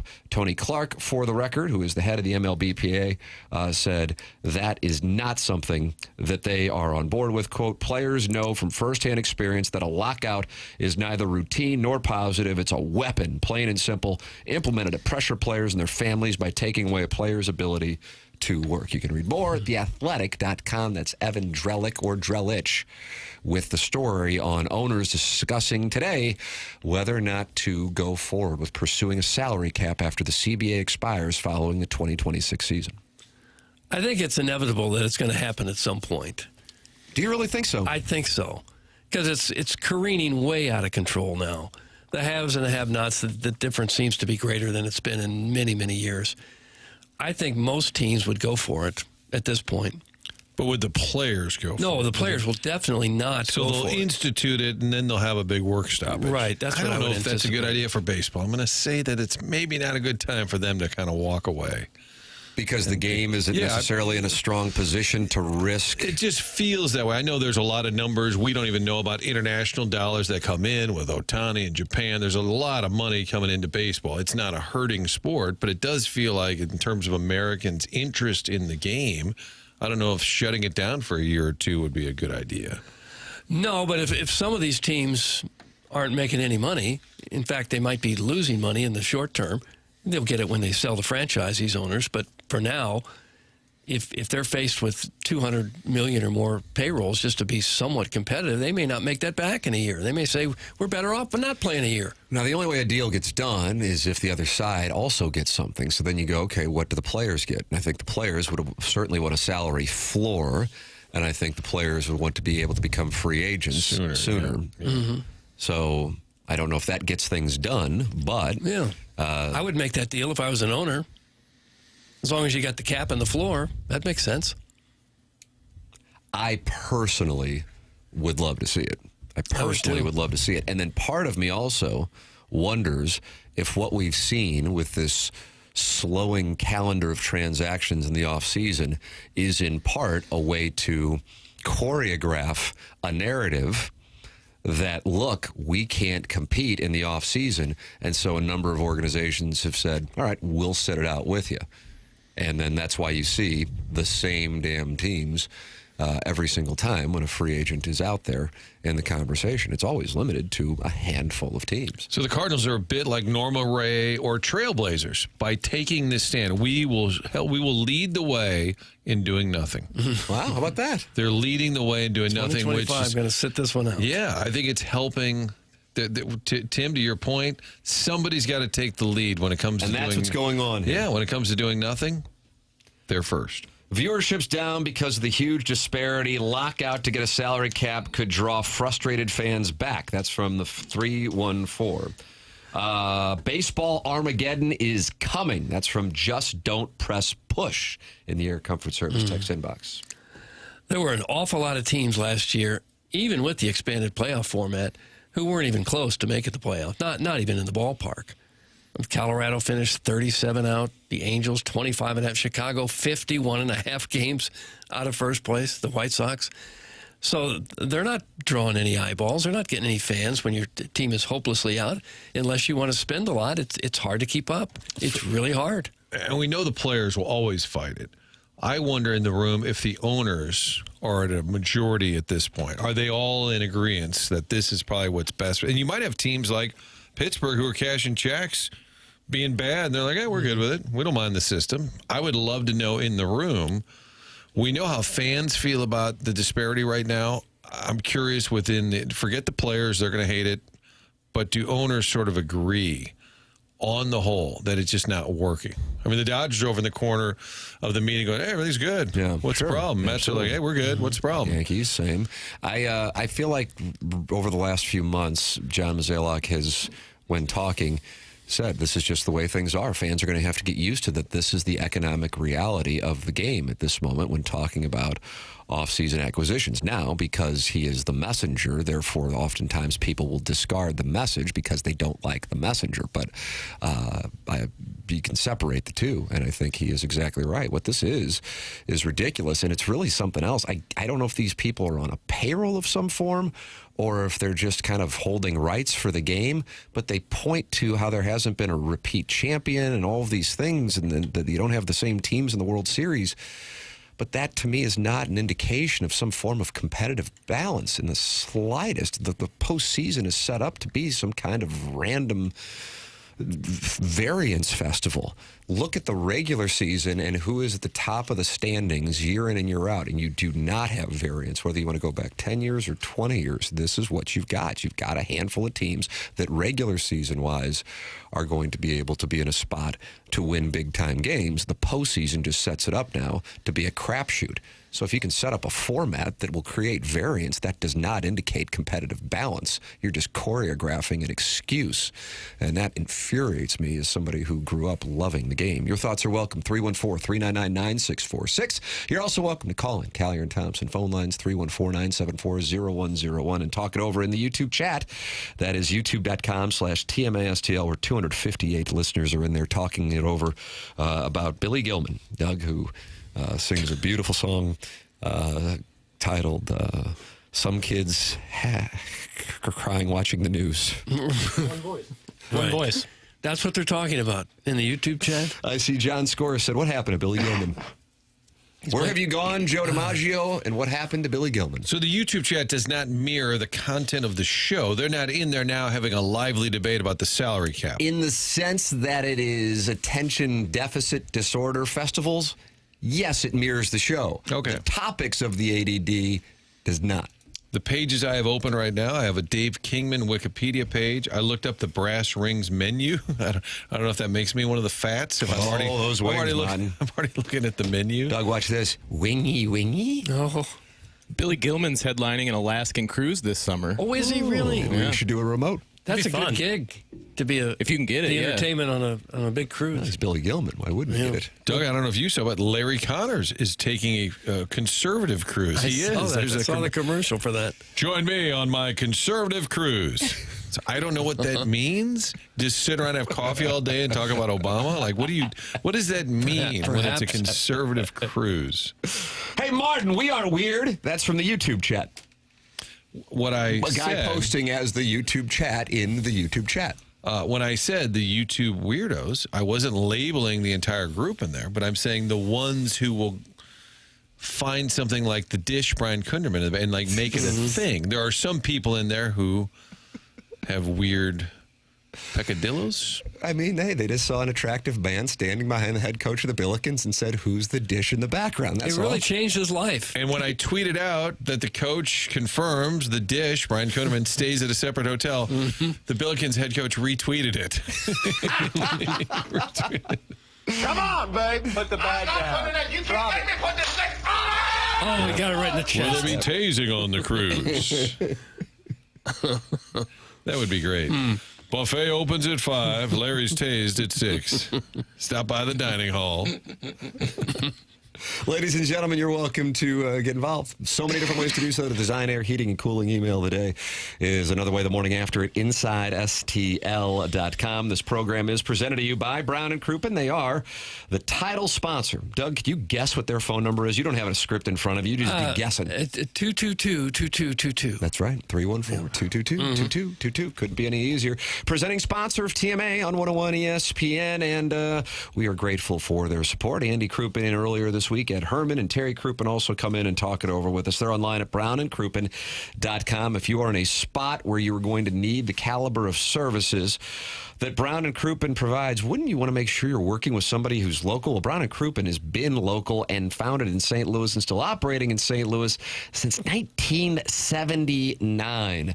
That's a law firm that works in and knows the local court system. Brown and Crouppen, they treat their clients so well, and they are on board with this community. You're going to get great service and great results. 314-222-2222, or go to brownandcrouppen.com and make sure you let it know you heard about them on TMA. Remember, the choice of a lawyer is an important decision and should not be based solely on advertising. Past results are no guarantee of future results, and every case is different and must be judged on its own accord. Tim McKernan, Doug Vaughn, Martin Kilcoyne, Jackson Burkett, Chairman Kurt with you. A surprise guest coming your way at 9:30 on the Stiefel dossier. Okay. And then at 10:50, the Design Air Heating and Cooling email the day. Compete. See if you can hang with Buck Swope, the JV golf coach. The morning after at InsideSTL.com. This is the morning after, presented to you by Brown and Crouppen on 101 ESPN and the TMA STL YouTube channel.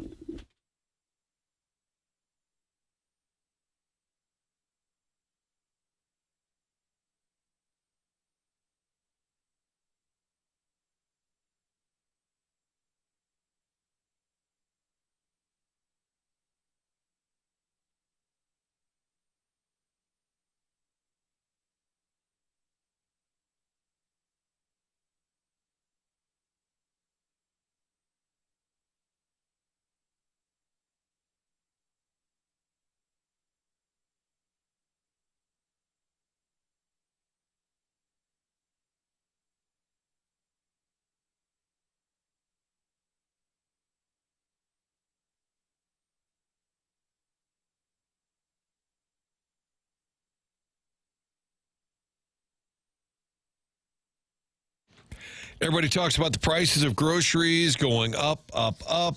Is anybody doing anything about it? Answer's yes. Your friends at Schnucks. Lowering prices on not 2,300. That's 2,300 items have been lowered around the store. We're talking a huge amount of savings on multiple items, whether it's Jack's Pizza or Ida Potatoes, you name it. Prices are going down. Your neighborhood-friendly Schnucks has dropped the price on over 2,300 items. If you like that Chobani, those giant tubs, or that Stoke. Yeah, I had some this morning. Some Stoke cold brew. That Stoke cold brew. That's been marked down by lowering prices on over 2,300 items. Schnucks is bound to have lowered prices on some of your favorites. Check out the digital shelf tags around the store. Find even more savings, more items that have dropped the price. Yeah, the grocery store, it's become more expensive, but they're doing something about it at Schnucks. Everyday savings you can count on at your local Schnucks. New lower prices every day on 2,300 items.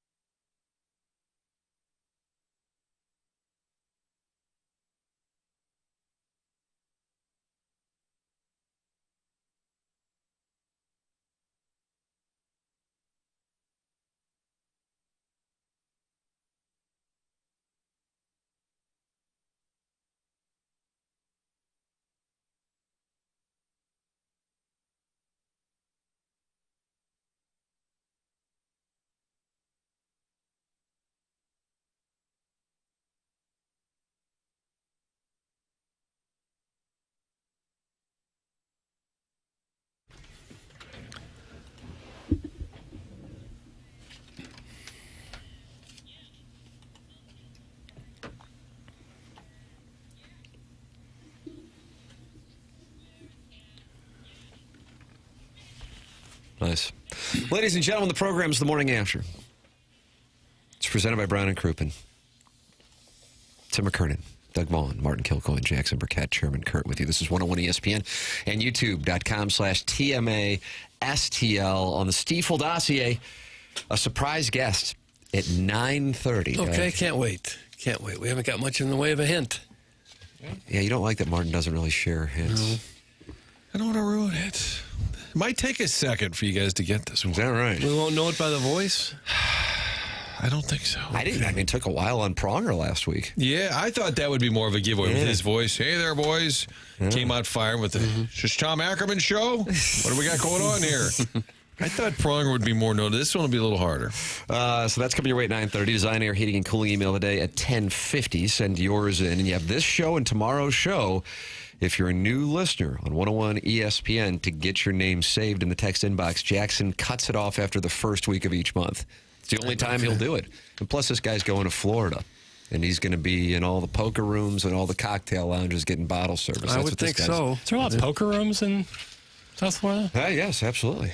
That the Greyhound racing tracks? That's correct, actually. Wow, yeah. I'm surprised you... When I was in college, the 1 year in Florida, my buddy was like, "Oh, we should go down to the dog track." I was like, "What?" He's like, "No, cheap hot dogs and you can gamble." That's right. I was like, "Oh, okay." Yeah. What about Jai-alai? You want to go see some Jai-alai? Doug covered Jai-alai when he was Miami. Yeah. Played it a time or two. It seems really dangerous. Can be, yes. Yeah, and we have that like giant arm. Say stuff. Is that what it's called? Nice. Wow, you good. And you throw the big This guy's done a show prep. I played a couple times in media events. I have a big, huge trophy. Pro-Am Jai-alai with Doug Vaughn? Mm-hmm.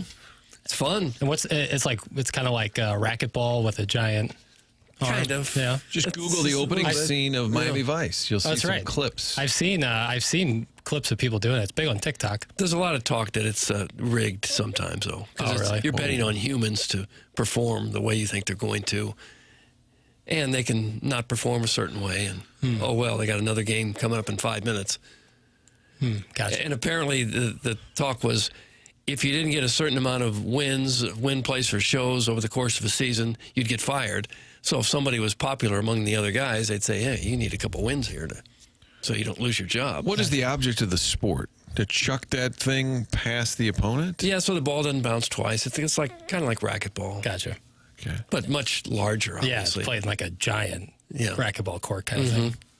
Yeah. I'd be interested in. I'd get in on that. Yeah, if you saw it, you'd go, "Wow, this is really cool." Yeah, it seems cool. Is it a high dollar sport? Not really. Okay.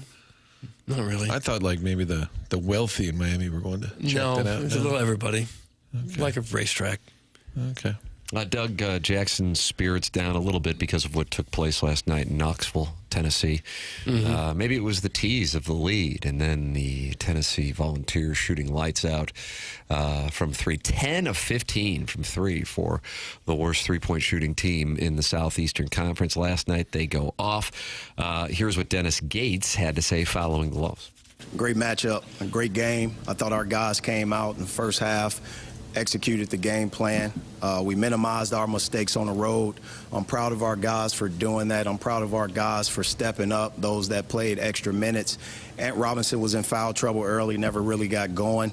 But in the second half, that's when Tennessee was able to, execute. And I thought they ended up taking more risks behind the arc, taking quicker shots than they did in the first half. And when you shoot 60% from the three, in the second half, 50% from the field, that's where they won that game in that probably first 10 minutes. I thought it took us too long to stabilize, and ultimately we did fight back, and that's what I'm proud of the most. Martin, do you like that? Does that fit to your Dennis Gates impression? Yeah, and I don't want to go full Signetti, but if you look at the final score, if you didn't watch the game, if the rest of the country, that's pretty good. Lost by 4. It's cosmetic. I know you want to win the game, Jackson, although you said yesterday you're fine losing. That's a final score that when they do the lazy committee looks at the tournament resume, they're like, oh, wow. And they went to, that didn't watch the game at all. That's a good-looking final score for your resume. You know what I'm saying? Yeah, I get what you're saying. Cosmetic. It wasn't totally, yeah. Are you happy they lost? No, God, no. Because you said it's okay. It doesn't really matter. It's not what I said at all. But, not what I said Coach at all. Schertz was appalled at your take. Yeah. This wasn't my take, but W on Saturday against Buzz in his three-piece suit of Texas A&M. That's going to be no picnic. Still a great week. Still a great night. Yeah. All right, here's what Rick Barnes had to say regarding playing Missouri last night. A lot of respect for Missouri. Dennis has done a great job with his team from the year they had. The way he's changed just the entire mindset. Coming back from when he was there his first year is really a phenomenal job by him and getting his team ready to play. And they're always tough to play against, and he does a great job. He believes in his system, what he's doing. But, again, give them credit for what happened in the first half because we did not play well at all. Stedman always ripped on Rick Barnes. Matt Stedman, the great board op back in the day, loved the originator of the being a drop master, I would say. Maybe. Was he a drop? He's a wizard. Is he a TMA Hall of Famer? Probably. Oh, yeah, he's HOF. First ballot. But he would always mock Rick Barnes. And when the tournament would roll around and Texas would be a 2-seed or a 3-seed, he would text me, like, whenever they were about to play, Rick Barnes, baby. Because his theory was that they never quite achieved. Really high highs and low lows. That's yes. Rick Barnes. Didn't have deep runs. Yeah, that's Rick Barnes. I really like Rick Barnes. I know I talk often about disliking Tennessee, and I do. I really dislike Tennessee. Why? Just everything about them. But fan base driven, I would say. More so, yeah. Color scheme doesn't help. I like the orange, Doug. I hate the checkerboard thing. It's lame. But I really like Rick Barnes. I really like Rick Barnes. Yeah, for all the college folks that are easily disliked, he's about as neutral as it gets, right? Like nobody hates Rick Barnes. Stedman mocked his tournament record, but nobody hates Rick Barnes, right? I'm sure some Tennessee fans have had their moments. Yeah. Tennessee came in shooting 31% from three-point range, and last night they started out 10 of 13 before finishing 10 of 15. I mean, what are you going to do in that spot? Hard to beat a team that's shooting lights out, Timmy. You run into that in a tournament, and that might be the end of your tournament. Yeah, exactly. Zakai Zegler, who wasn't even playing in their 20-point win against Florida, was lights out from three, and he shoots like 22% from the three-point line. He was 4 for 4 last night. I mean, that's just like, what are you going to do? Go Vols! Suck it, Jackson! That's from the 618. All right, keep that energy. Do you think Tennessee took Caleb Grill out of the game? Because he was 4 for 5, 2 of 3 on threes. This guy's second in the country. If I'm just looking at the stat sheet, and if I'm on the coaching staff, I'm saying, how do we get him more shots? Well, you're going up against the best defense in the country. Tennessee has the best defense in the country, and their entire game plan was run him off the line. Like, keep a guy on him, face guard him the whole time. They tried doing that, stagger double screen there. We're switching and making sure he's not catching the ball with a chance to shoot. That's what they do. That's what Texas did, and that's what led to that loss, and that's exactly what Tennessee did. If I was an SEC coach, I would take him out first, let the other guys beat you. Yeah. Mark Mitchell 0 for 6 from the field. Yeah, he didn't have a great game. Breaking news, Doug. That's what this program does. I'm like Walter Cronkite, just getting the script sent to me here. This just in. Chuckles Marlowe, friend of the program, big Ohio State guy. Following the Michigan loss, he thought the end was coming for Ryan Day, and then they go off. They win the national championship, and Pete Thamel just tweeting within the last 25 seconds, Ryan Day and Ohio State have agreed to a new contract, a 7-year deal that'll keep him as the head coach of the Buckeyes through 2031. It adds 3 years on to his current agreement and will be valued at $12.5 million in annual compensation. Doug, he'll be making $12.5 million to coach the Buckeyes. It's a lot of money. Wonderful. He was getting fired back in November by just about everybody. Pundits, fans, Chuck. Yeah. Well, that's the thing is, like, if we talk about Tennessee, if they would have lost that first game to Tennessee. Gone. I mean, probably gone, and now win it all, and the complete opposite. Now you're through 2031. So Gabe mentioned the other day about Dennis Gates. They go 0-19 in the SEC, including the conference tournament. And people are saying, God, you got to get. And then he said, now they're saying, do we need to extend him? I mean, it's unbelievable in college sports how that pendulum swings. Yeah, and that's with the transfer portal being so robust. That's the nature of the business. I suppose if you could justify paying a coach that much, it would be at the college football level, where if you can put together a team that can put 80,000 fans paying a lot of money for tickets to all of your games, create a winning atmosphere around the university, like what Saban did to Alabama. The whole university has exploded. That is 100% true. Since he had his success. That is 100% true. Yeah. Totally worth it. I mean, the ROI you get on it is crazy. I mean, if you visited Tuscaloosa I mean, number one, I would imagine there are a number of people in the audience right now who know someone who goes to school there, so that's been one thing. But the way that campus has expanded over the last 15 years, it's mind-blowing. Yeah, the and money's so just much of it pouring is in. attributable to the football team, which sounds so insane. I really do think it's why. Remember, we used to hear about guys being eligible? Remember that? Don't hear about it now. No, nobody's ineligible. Nobody is ever academically ineligible. You're welcome to participate in the program, youtube.com/TMASTL. You're also welcome to email in for the Design, Air, Heating, and Cooling email today, the morning after at InsideSTL.com.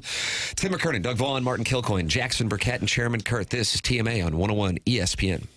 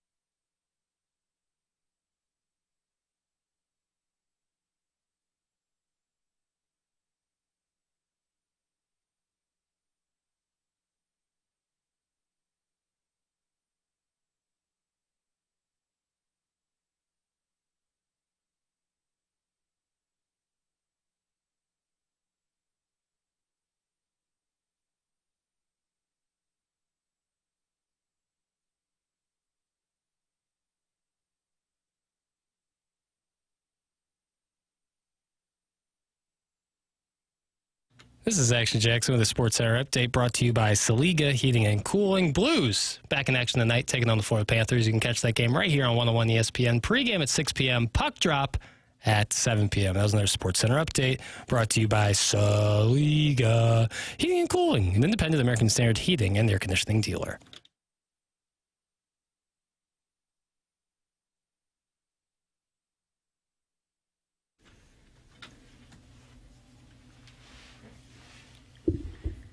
Settle in, Doug. Okay, I'm doing just that.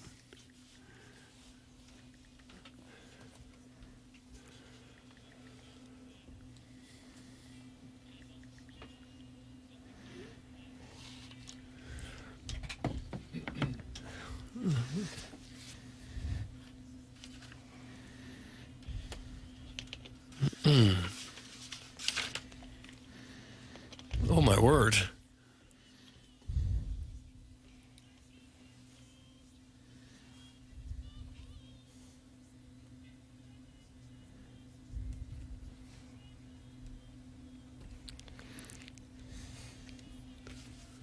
Loverman, where can you be? Text in your answer, 314-399-9646, or call in if you are the Loverman.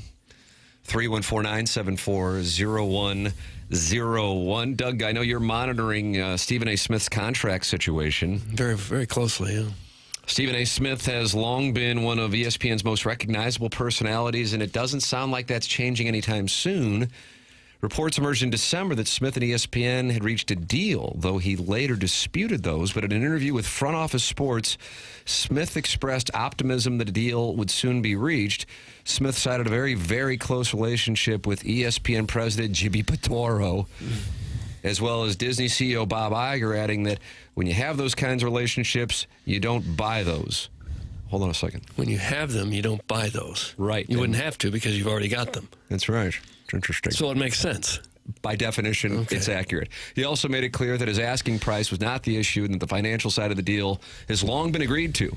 Talking about Smith discussed what issues still linger. Quote, everything that I want to do, you got to make sure all of that is there and it's in the language. The devil's in the details because from a numbers perspective, we agreed months ago, like literally months ago. It's not about the money at this point because the money was agreed to back in October. The issue is all the things that I just finished talking to you about and what I want to do, working out that language because lawyers get involved in all that other stuff. Stephen A. Smith, Doug, sounds like he will be at ESPN. Here is what I am hearing, and that is he wants to get in the politics game. Yeah, I've heard that too. He's popping on. He's on Fox News. He's on that Cuomo show on. He was on Real Time with Bill Maher 2 Fridays ago. He'll talk about politics on his podcast as well. And so I gather when he's talking about the language, he wants to be able to be allowed to appear on other networks that are not owned by Disney so he can do his political thing. Mike Greenberg just introduced him at the end of Get Up. I saw this online. He said, quite frankly, he might just be the next president of the United States. And Stephen A. said, I agree with that message. That just took place. How do you know I'm freaky? Martin, how do you answer that question? Heard things. He's certainly positioning himself for political comment. I don't know that he wants to run for office, but he's certainly playing the political commentary game. I would think he would have the type of ego to run for president. Oh. Really? Really? Wow. Really? Like that? I can't imagine he'd get very far, but I could see where he would try. He doesn't talk politics at all on ESPN? On those shows? No, on his podcast and then those appearances on those network television programs. Well, he's got a pretty darn good deal going right now. He ought to just probably keep doing what he's doing. Yeah, but what if he wants more and he wants to be in the Oval Office, Doug? Well, that would be a lot less in terms of money, a whole lot less. You get access to... Unless you're a crook. It's a lot of money the government that's flying around, Doug. Yeah, well, they may be stopping that, maybe putting it into that. I would like a Jordan-LeBron debate during the, the primaries. That's how you decide. Who's his running mate? Mad Dog? Molly Querim. That'd be a good running mate. Molly Querim would run with Stephen A. Smith as his... It'd be fun. Somebody is mad that we're not talking about City. It's Gavin from Gavin. Gavin from Gavin? I don't like. All I could do is read about. Where's Gavin? Doug, they played yesterday. City did? Yeah. How'd they do? Tie. I call it a draw. 1-1? You call it a tie. Yeah. How'd you know? It's usually 1-1. Real Salt Lake. They're out in that Coachella tournament, Doug. They've got a couple of games left. Okay, I missed it. I'm sorry. Exhibition season is underway out west. Let me read this, Martin. Have you seen? Because he's kind of going off on a. I think he might need to call in. Gavin from Gavin. Okay. Chairman, I don't know, 314-974-0101. It's Gavin from Gavin. We are in a horrible economy, and most people have to work 80 hours to cover Villa. Like paying for Villa Duchesne? Or like you own a villa? I was wondering. And I have to tell you, Villa Duchesne didn't even cross my mind. That's that Horton Watkins upbringing. Sure That's is. immediately what you think. Ritzy schools. Yeah, live at the dorms. Who has time to sit at a 4-hour baseball game during the day and drop $100? Talk about this. Attendance would be down regardless how old the team is. Talk about STL City more. STL City and soccer is not talked about it at all. Enough. No one cares about baseball like you think either. I'd rather listen to the menu for lunch tomorrow at a retirement home than off-season baseball chit-chat. That's Gavin. He's from Gavin. Stop yelling at us. We're sensitive. Would they serve tapioca? Do you think that's still an item? I got to tell you, I enjoy good pudding. 314-974-0101, Gavin. Gavin from Gavin. We're clearing the lines. Have you ever clear the phone lines? Yes, we have. Clear the lines! Clear them out! Everybody is on there now. Drop him! Clear Send the me some lines! requests, boys. Olaf Melberg, it's his first season as the manager. Martin, you're going to accommodate Gavin from Gavin. Yeah, you've got Roman Burke. There was a lot of talk that he might get an offer from FC Copenhagen, and that got shot down last week by Lutz and the boys. Bundesliga, second Bundesliga. 2 Bundesligas, Martin. That's friend of the program from the University High School, Taylor Twellman. February 22nd, opening night, Energizer Park. That's a Matt Poling vehicle, Energizer Park. I believe it. Former roommate. Doesn't that seem kind of dangerous to be playing outdoor soccer in February? You could have 6 inches of snow and ice on the field. Atmosphere will be sick either way. Yeah, soccer's kind of an all-weather sport. Yeah. Not maybe that's snow. Well, I don't know. Most of the country plays in nice weather, don't they? But I don't recall seeing a whole lot of video of soccer being played in really horrible weather. Maybe it's there. In Europe, they play in really, really cold weather. They play in the winter? Yeah, of course. Oh, my God. The season starts in August and ends in May. MLS, a pyramid scheme. Gavin needs to move to England. That's from Carney. It's a pyramid scheme? It's been accused of that. The only money they make is by adding expansion franchises and having them pay expansion fees. Not when Leo Messi comes to your league. You know, all of a sudden they get to 50 teams. Okay, we need to stop expanding. My wife wants a 3-way with Olaf and Berkey. Does that make me a cuck? Thanks, it's from Ernie Bjorkman. Doug, how would you? It does make him a cuck. Absolutely, it does. Get screwed. And he has to sit there and watch it. That wasn't established. I guess you're operating on that premise. Counter to Gavin from Gavin. Soccer is a divisive sport. Its fans are snobby and the, quote, cool liberal fans. Always has to go politics, doesn't it? I know. No one wants to go watch dudes run around for 90 minutes to end the game 0-0. I'd have more fun watching traffic go by on 270 North. That's from the 636. The soccer he's not. That text was a lot off base there, but the discourse is like, if you talk soccer and you don't know as much as like the guy who really loves soccer, you're an idiot. And if you talk soccer, people who hate soccer, it's like, stop talking about it. There's really no middle ground, you know? This is related, but it's a little bit of an aside. Kim and I went to a game last year, and we were in a section down low, but guy behind us was coaching the whole, like telling the team what to do. I bet you enjoyed that. The entire half. Yeah. Get back. No, Pat, you got to, where are you going? He's open. The entire half. Oh, it's brutal. Spitting out to the players, who I'm sure were really welcome to his advice on where they needed to be on the field, what they were doing wrong. If you gave me those seats and gave me all you could eat, all you can drink, I would never go back. If you gave me $300 to sit there in front of this guy, I would not go back. Was he scarved? Scarved. I don't think he had a scarf. I don't know if I even turned to look. I said, we got to move. She said, where are we going? I said, let's just go stand at the bar or something. But we'll miss the action. It's 0-0. Have you ever sat by a guy who was doing play-by-play, the radio play-by-play? Ooh, nice. That should be a delight. Not in soccer, I haven't done it, but I've been there for baseball games where someone's like close enough. Getting reps? Here's the bitch. Calling play-by-play. They do it in the minor league baseball voice that you love so much. the Yangler, here's the pitch, and that's a strike one. Outfield, Thorson sees some room to the right, kicks it over. Could you imagine if somebody actually did that? Oh, God. That sounds awful. Please do not start talking about soccer on your show. Thank you. That comes from everyone. The everyone's coming from the 314. Is that their new handle, everyone? I don't know. Jackson hasn't updated the name just yet. Espinosa right foot, targeting back, Bush header, Roman Berkey, an unbelievable diamond save, knocks it away with the mitts, second chance, ends up out of bounds. Roman Berkey gluing fingernails on shots like manicurist night on a slow-moving party bus. There's a lot to dissect there. Mana. I kind of like it. Nice. I like it. Up off the far wall, scooped up by Lawal. Sprung here with Sanchez. Motorcycled cross-turf to Asqueta, down low, great bull, a French in front. Willis K! Sniffing it out like those airport dogs did with my cutlery set. So did someone score? Or was there a save? Or what happened? I think it was a save. Oh. Dogs, cutleries. I like it. So you could sit behind a guy doing play-by-play at the game like that even, Doug? Well, that wouldn't be too bad. Vasilev, left side. It's got a look over middle.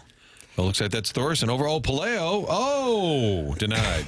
Put a 2-minute time limit on a soccer talk. Let Gavin drink his horrible beer and wake up at 6 a.m. on Sundays with the other nerds that were too small to play any other sport growing up. Oh, that's some carny. Well, that hit close to home. Hurt a lot. I think Gavin was offered bleach, a railroad track, maybe a toaster. He's been offered a lot of items. Those are usually the go-tos. There's the prize pack for the unwelcome texture. But I feel so bad for some. I mean, soccer fans are they're getting stereotyped too hard.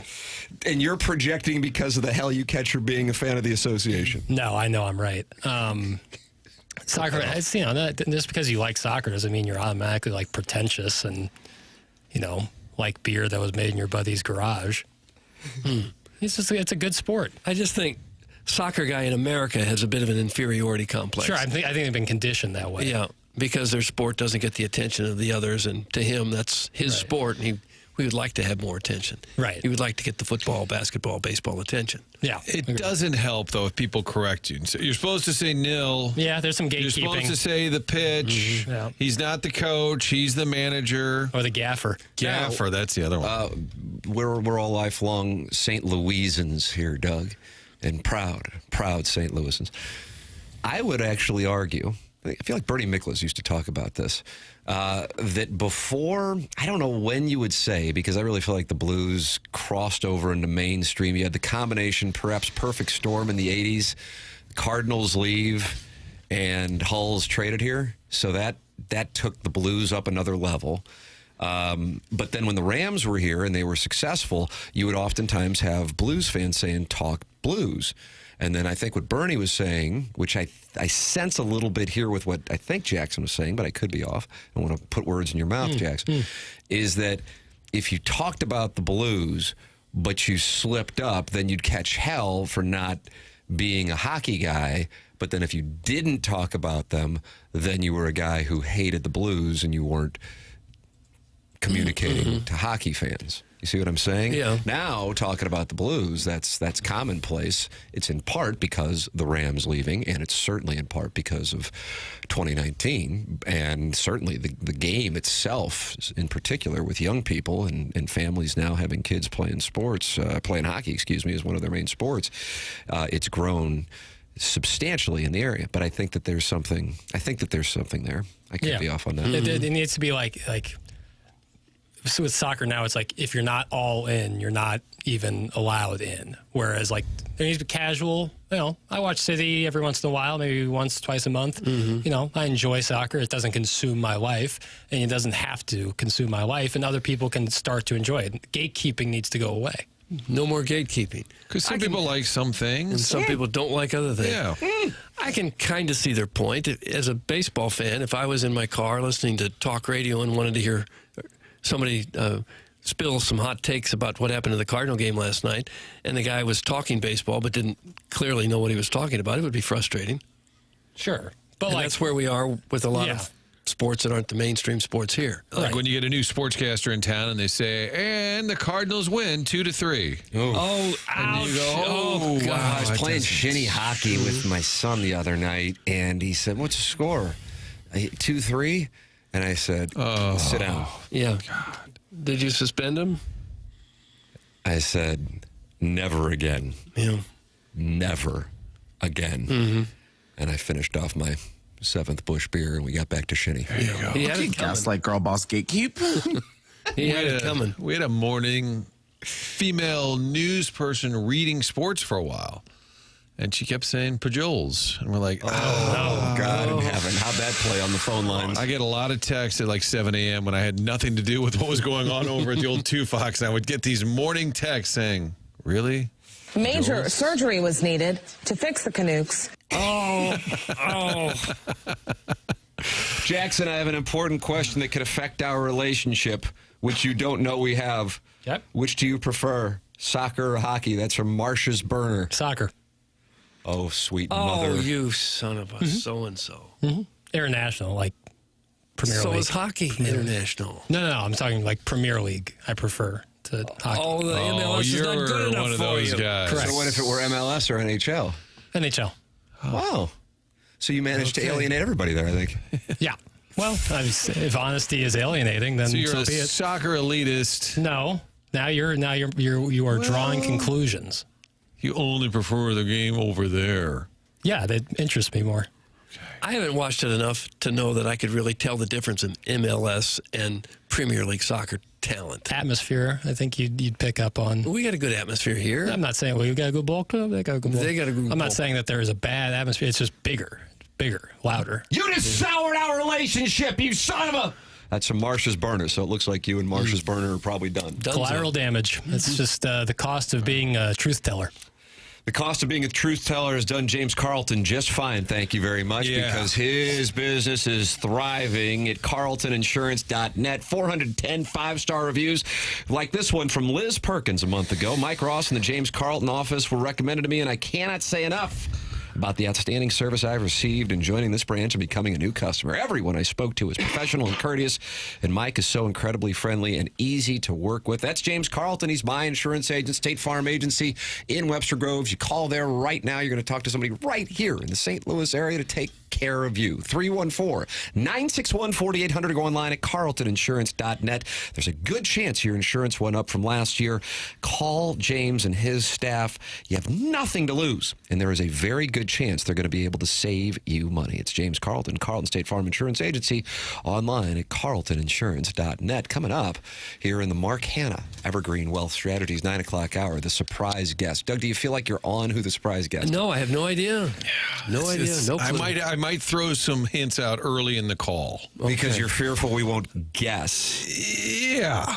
It's a little random. Okay. But I think it'll set the tone for this time of year. Surprise guest coming up next on the Callier and Thompson phone lines. This is TMA on 101 ESPN and the TMA STL YouTube channel.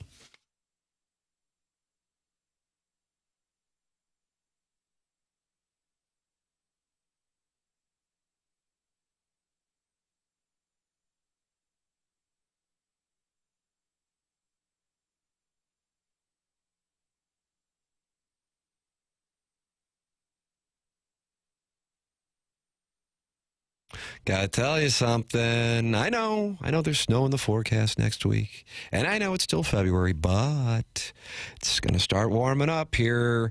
And then you're going to be spending time outside. And now is the time to start taking care of the outdoors at your home. Those outdoor living spaces can be tended to by Dan and his team at Aesthetic Design and Build. I have gotten to know Dan, and I've checked out the showroom in Chesterfield Valley. So impressed, I had them to my home. They are online at aestheticdesignandbuild.com, and what they do is custom work, full-on custom decks, adding on a pergola, even looking to shade your covered patio with a retractable screen.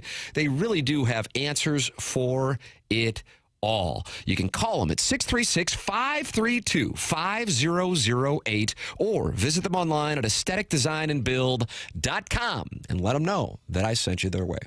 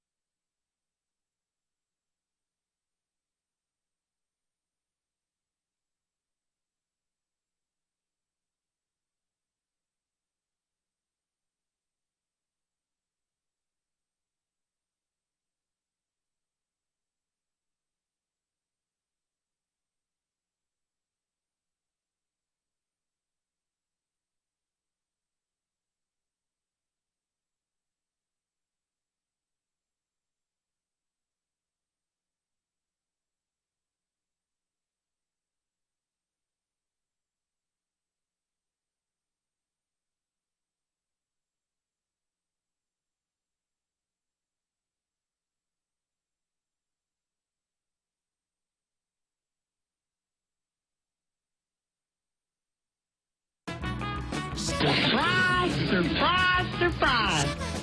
Now, what, if anything, that ball contains, we don't know. This is an adventure you and I are going to be taking together. You've got a big surprise coming to you.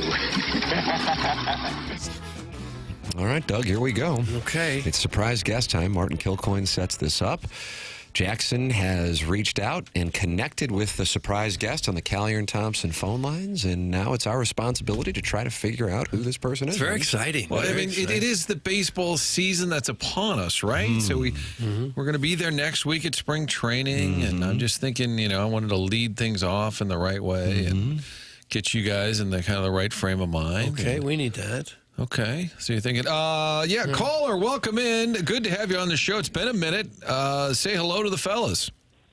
Good morning, fellas. I hope everything's good. Happy top of the morning. Oh, I don't have it yet. I like that. I don't have it. Anything you want to know? You want to say it in Spanish? ¿Cómo está todo mundo? Te deseo lo mejor hoy. Buenos días. Wow, he can do Spanish and English. Oh, my goodness. Yeah, let's see.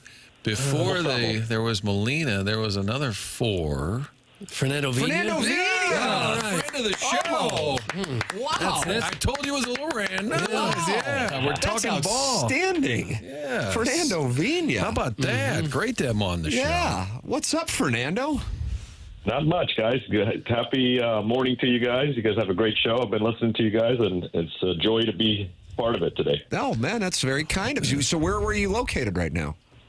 I'm in Lake Tahoe, not too far from Sacramento, and little blistery rain and snow, but not too bad. Enjoying myself, working hard, and trying to keep getting better every day, God, how about that? Weren't you coaching, Fernando? Last time I talked to you, maybe about a year ago, we did something before the season. Weren't you coaching one of your son's teams? Yes, I'm not my son's team because he's older now. He's a police officer in San Diego. Oh, with the San Diego PD. Actually, a detective there has been there for a while. What is he, around 30 now? He is 33, getting ready to turn 34 in about a couple weeks. I remember seeing him in the clubhouse when he was like 7 years old. I see you're 55. That can't be possible, is it? Yeah, that was kind of I made a mistake, but thank God everything worked out. I wouldn't have thought you're anywhere close to that old. Yeah, no, but Fernando's always been a young, whatever his age is, he's a young. So came here in 2000. That was part of that whole makeover. You had Edmonds arriving late in camp, Matheny and Kyle, and that was Walt kind of said, "Hey, we're going to retool this whole thing." And man, what a time to arrive with the Cardinals. Yeah, Walt, Tony, George Kissel, Edgar Renteria, obviously the Edmonds trade, myself. Daryl Kyle, the late great, rest in peace, love him to death.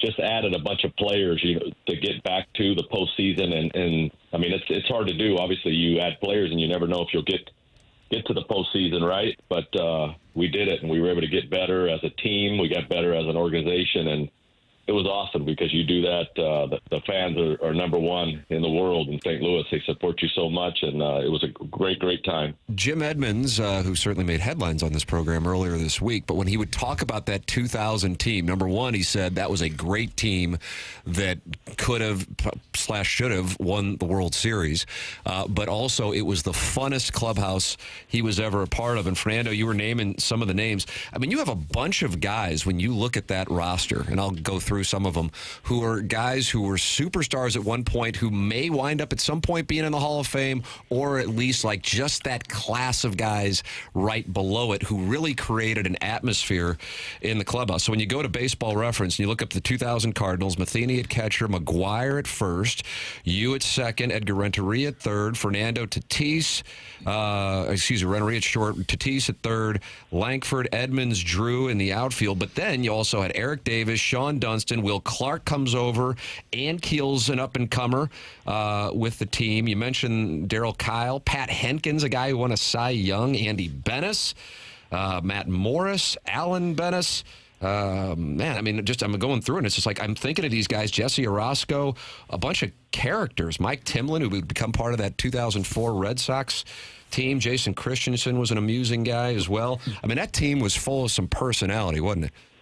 Yes, it was. I think we had a lot of guys that were obviously winners on other teams, and Walt and Tony brought them together, obviously, and we were able to, mix it up a little bit, and everybody bought in, and we brought in Will Clark later at the trade deadline to help us, to solidify us a little bit, and I'm trying to think of the closer we had from the Rockies. Veers. Also with another Veers. Dave Veers was a stud, and he picked us up big time. So we had a lot of guys that knew how to win. We had Sean Dunston and Eric Davis, like you said, on the bench that came and really helped us mesh. So it was a good time. It was a winning time, and obviously with Jimmy coming in also with his expertise and McGuire, and obviously Pujols was coming up as a rookie. So just so many guys that could play the game, and we put it all together, thank goodness. You came over from Milwaukee 5 years with the Brewers. It was, I think, the last year when they went to the National League, or one of the last couple of years. So you had played against La Russa and the Cardinals. I always love getting people's take. What did you know about Tony, and what was it like the first time you walk into spring training and now you're playing for him? Tony was always a guy you looked up to, whether you were, I was with the Brewers and playing against Tony's teams. He's just so intense. He loves the game, and he brings so much to the game. And I was just excited to be part of it because I knew he was so supportive of his players. He'd give you all he had to give you the best shot to succeed on the field. So I was excited to be part of Tony La Russa's teams. I never forget when we would start in the playoffs in 2000. Tony would go around. He always had that fungo. We were taking the pregame, and he'd walk around with that fungo. He'd go to every position player, and I'm serious about this. He would go to every position player, and he would almost, ask about your family, ask how you're doing, ask about everything else and not even talk about the game. And he would do that just to calm you down and kind of get you focused on life in general. And then the game would come around. But he would go to each starter and talk for a while, and just with that fungo and nice and calm. And he's so prepared and such a winner. So that would all rub off on you, and you were ready to run through a wall for Tony La Russa and the St. Louis Cardinals. Did you guys ever get sideways? Did you ever get? I feel like he kind of left you alone, right? You guys could probably yell at each other in Spanish. Yes, yeah, but he spoke fluent Spanish, and we would talk in Spanish sometimes, or with Pujols or with Polanco. Eli Marrero, so many guys that spoke Spanish. But he was just a gamer, and you loved playing for him. I know a few times he would try to give me a day off or two, and I was hard-headed and always wanted to play every day. That's the way I was kind of wired. I needed to play every day in the minors to set my pace and be on the field. And he would try to give me a break against Randy Johnson and these type of tough lefties, and I was so hard-headed. I wanted to play against the best. So I would talk to him at those points, and we would talk about different things, and he'd help me learn about, he's just trying to give me a day off, a break, and keep going, so you can, it's such a long season that you got to pace yourself. In St. Louis, we like to think we have the best fans in baseball, the most knowledgeable fans in baseball. Good job, Doug. You played in some great baseball cities. Is it true, or are we just a little high on ourselves? Dougie. You're agreeing with that assessment? I'm sorry. I'm just wondering if we're a little high on ourselves or if it's really true. Did you notice, having played in all the cities, that the fans here were a little more into the game, I guess is the way we put it? No, yeah. The fans are so committed and they support you so well. Whether you go to the mall, wherever you're at, they have jerseys on. They support you with the jerseys. It's like to me, I always said it's like a college town. And I say this not only because I played for the Cardinals, but when I would come in with the Milwaukee Brewers and play against the Cardinals, when I made a great play or when one of my teammates made a great play, they would clap and understand what a good play was all about and respect that. And they would also, clap for the other team. So just a knowledgeable fan base, very supportive. And, again, you wanted to play so hard. And I'll never forget when we got to the playoffs in 2000, we started that run. The field was just packed with fans, and the hair stands up on your arms, and it's just an exciting time and so much history, right? You look at Stan Musial, George Kissel, Red Shandies. So many guys, Bob Gibson, all these guys that were so good for so many years. So all that, combined with this fan base makes it number one. Fernando Vina, the surprise guest with us here. Did I throw you guys for a loop? It was a great guest. It was a great. How was it, guys? Pretty good. Yeah. Not bad, right? You're doing fine. Outstanding. They're excited. I want to talk about those playoff series because you were part of three teams that went to the postseason in St. Louis, and I don't know which one you would say was the best. I certainly would say that 2000 team. I can picture you guys after you won the Central Division going out on the streets from the clubhouse and spraying the fans with beer and champagne. That was all out. You open up the playoffs against the Braves. And if I'm not mistaken, it was Ankiel and Maddox, and I think Kyle against Glavine, and you win both those games, and then wind up, obviously, the Ankiel thing famously takes place both against the Braves and then the Mets, and then it was just, okay, got to get them out of the rotation. Very tough spot. The Diamondbacks, whoever won that series, I think everybody felt like was going to be able to beat the Braves, who were waiting, and then you would face the Yankees if you were to be able to do it. And then against the Giants, a team that would go on to go to the World Series. You guys lost in heartbreaking fashion there. Did any of those teams stand out, number one, Fernando, as being the team that you look back on and go, man, that was the one that it should have been? And did any of those losses in the postseason stand out as being more gut-wrenching than any of the others? Yeah, I mean, I think so. If you look at the Giants, the way they beat us in that series, they broke our hearts. That was a tough one. And obviously the Diamondbacks and the Braves, they would stand out big time because they had, top of the line rotation with Glavine, Maddox, Millwood, these guys that were just very, very nasty. And then you look at the Diamondback side with Randy, with Kurt Schilling. I mean, these guys were tough. But I think the biggest one, we thought we could win, but it didn't work out because they played their tails off and they beat us late, was the Giants. That was a team with Dusty and the rest of that ball club. They beat us late and broke our hearts in San Francisco, and kind of we didn't get over the hump. But man, these were teams we were competing. That's all you would ask, right? To like Tony would say, we just want to get in the tournament, and if we got in the tournament, we could make some noise, and that was our feeling all along. And we played well. We had some tough injuries getting into those playoffs a few times. We lost Matheny. He cut his finger and wasn't able to play. That hurt.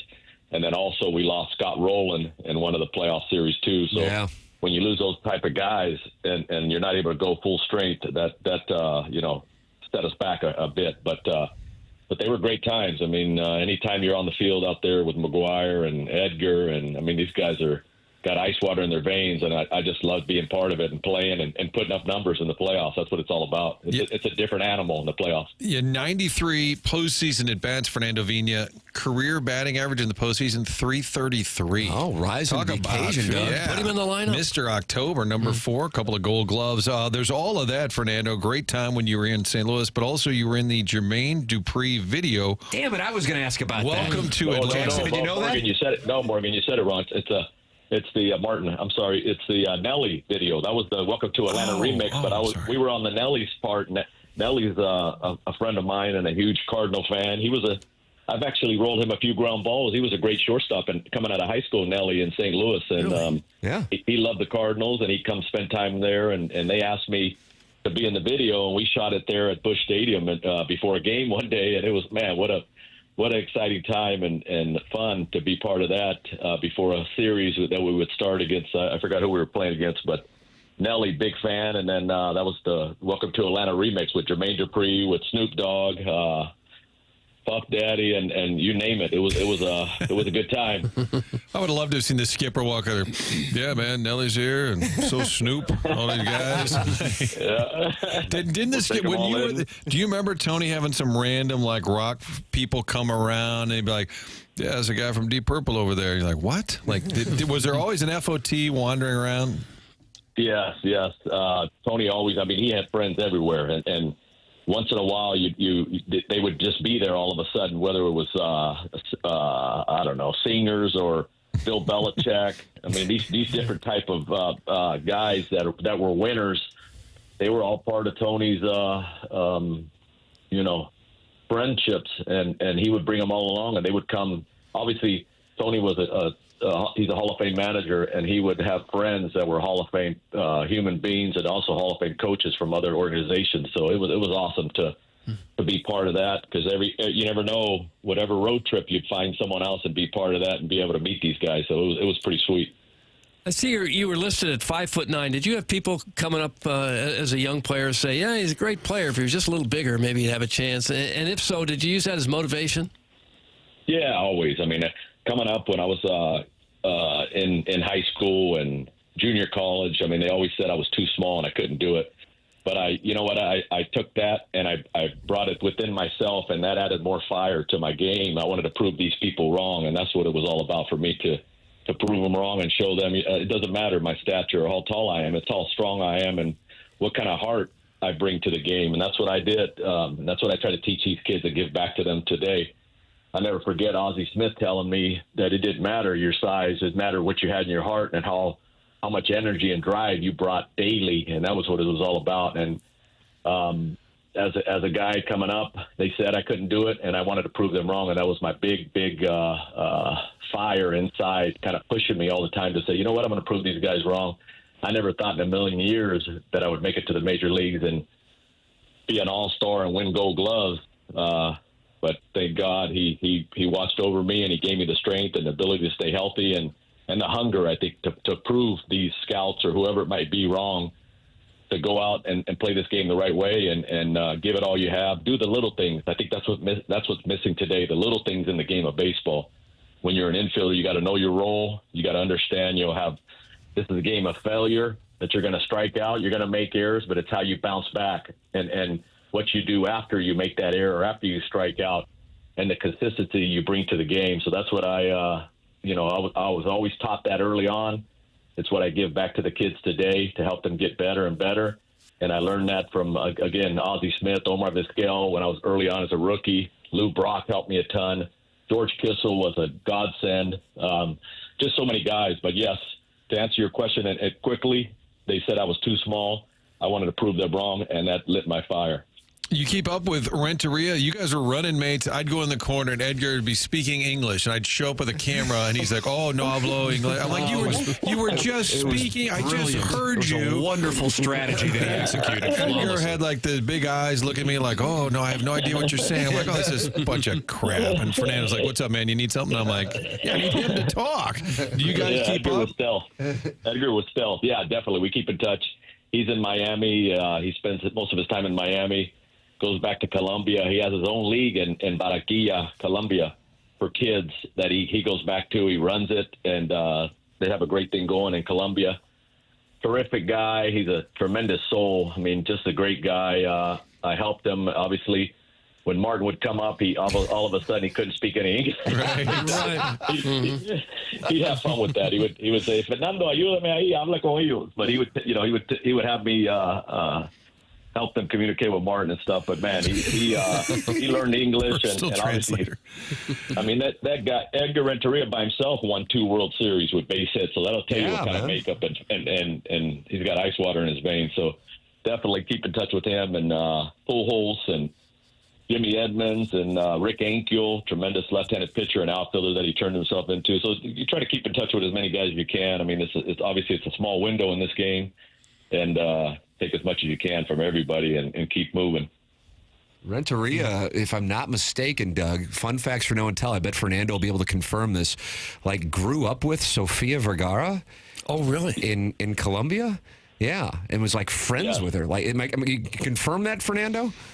Yes, I can confirm it. He knew he's met her a bunch of times. She's from Colombia. He's from Barranquilla. She's from a town not too far away, and he knew her. And I told him, "Man, why don't you just go ahead and marry her?" And he started laughing. You know? Would have been a good move. Yeah. He said, "I'd like to, Fernando. I'd like to, Fernando," but he didn't. He was just good friends with her, and that made it better. And two celebrities from Barranquilla, Colombia. Yeah, man. Well, great catching up with you. Wonderful surprise guest, Martin. The audience, by the way, tons of texters saying, "Love Fernando." I say, I've still got my Vina bobblehead. I got a bobblehead at McDonald's. He signed my son's autograph, made his day. Love me some Fernando. Retired number 4, which Yachty would agree with. Tons of texters. Yeah. The audience is loving the fact that you're on the show here. That's awesome. It's awesome to be part of it with you guys, and it's good catching up about our teams in St. Louis. And like I said, the best fans in the world. I just hope one day, Martin, you can help push me over the hump and get me in the Hall of Fame there with the Cardinals. Get Fernando a red jacket. I see you're on the Brewers. You're on the Brewers Wall of Honor. I see. Yeah, Brewers Wall of Honor, Arizona State University Hall of Famer. Nice. I mean, a bunch of things, but I'm missing that St. Louis Cardinals run, which I think the way I turned the double play and I won Gold Gloves there, and my numbers offensively. I mean, help me out, Martin. Take me there. Yeah, Come on, Martin. Let's get him the red Gosh, coat. okay, it's a lot of responsibility on my shoulders, and he was a translator for a guy who could speak English. Translated. That's also part of his body of work, I think. And Edgar has been on the ballot a couple of times. He has not gotten in. He's had a great run here. Oh, I did want to ask you about your Bob Uecker experiences in Milwaukee, because you were there for 5 years. I had Matheny on my podcast. He had some great stories jacking around. You were teammates with Matheny up there. What was your Uecker experience? Oh, it was so much fun. I miss Uecker so much. We lost him, obviously. God bless him and his family. I never forget, Uecker would always take us ice fishing in Milwaukee. And this is a guy, I'm a Cuban guy, you know, my parents come from Cuba. They bring us here to the United States. I knew nothing about ice fishing, and he would take us ice fishing there in Milwaukee, Pewaukee, not too far away where he would live.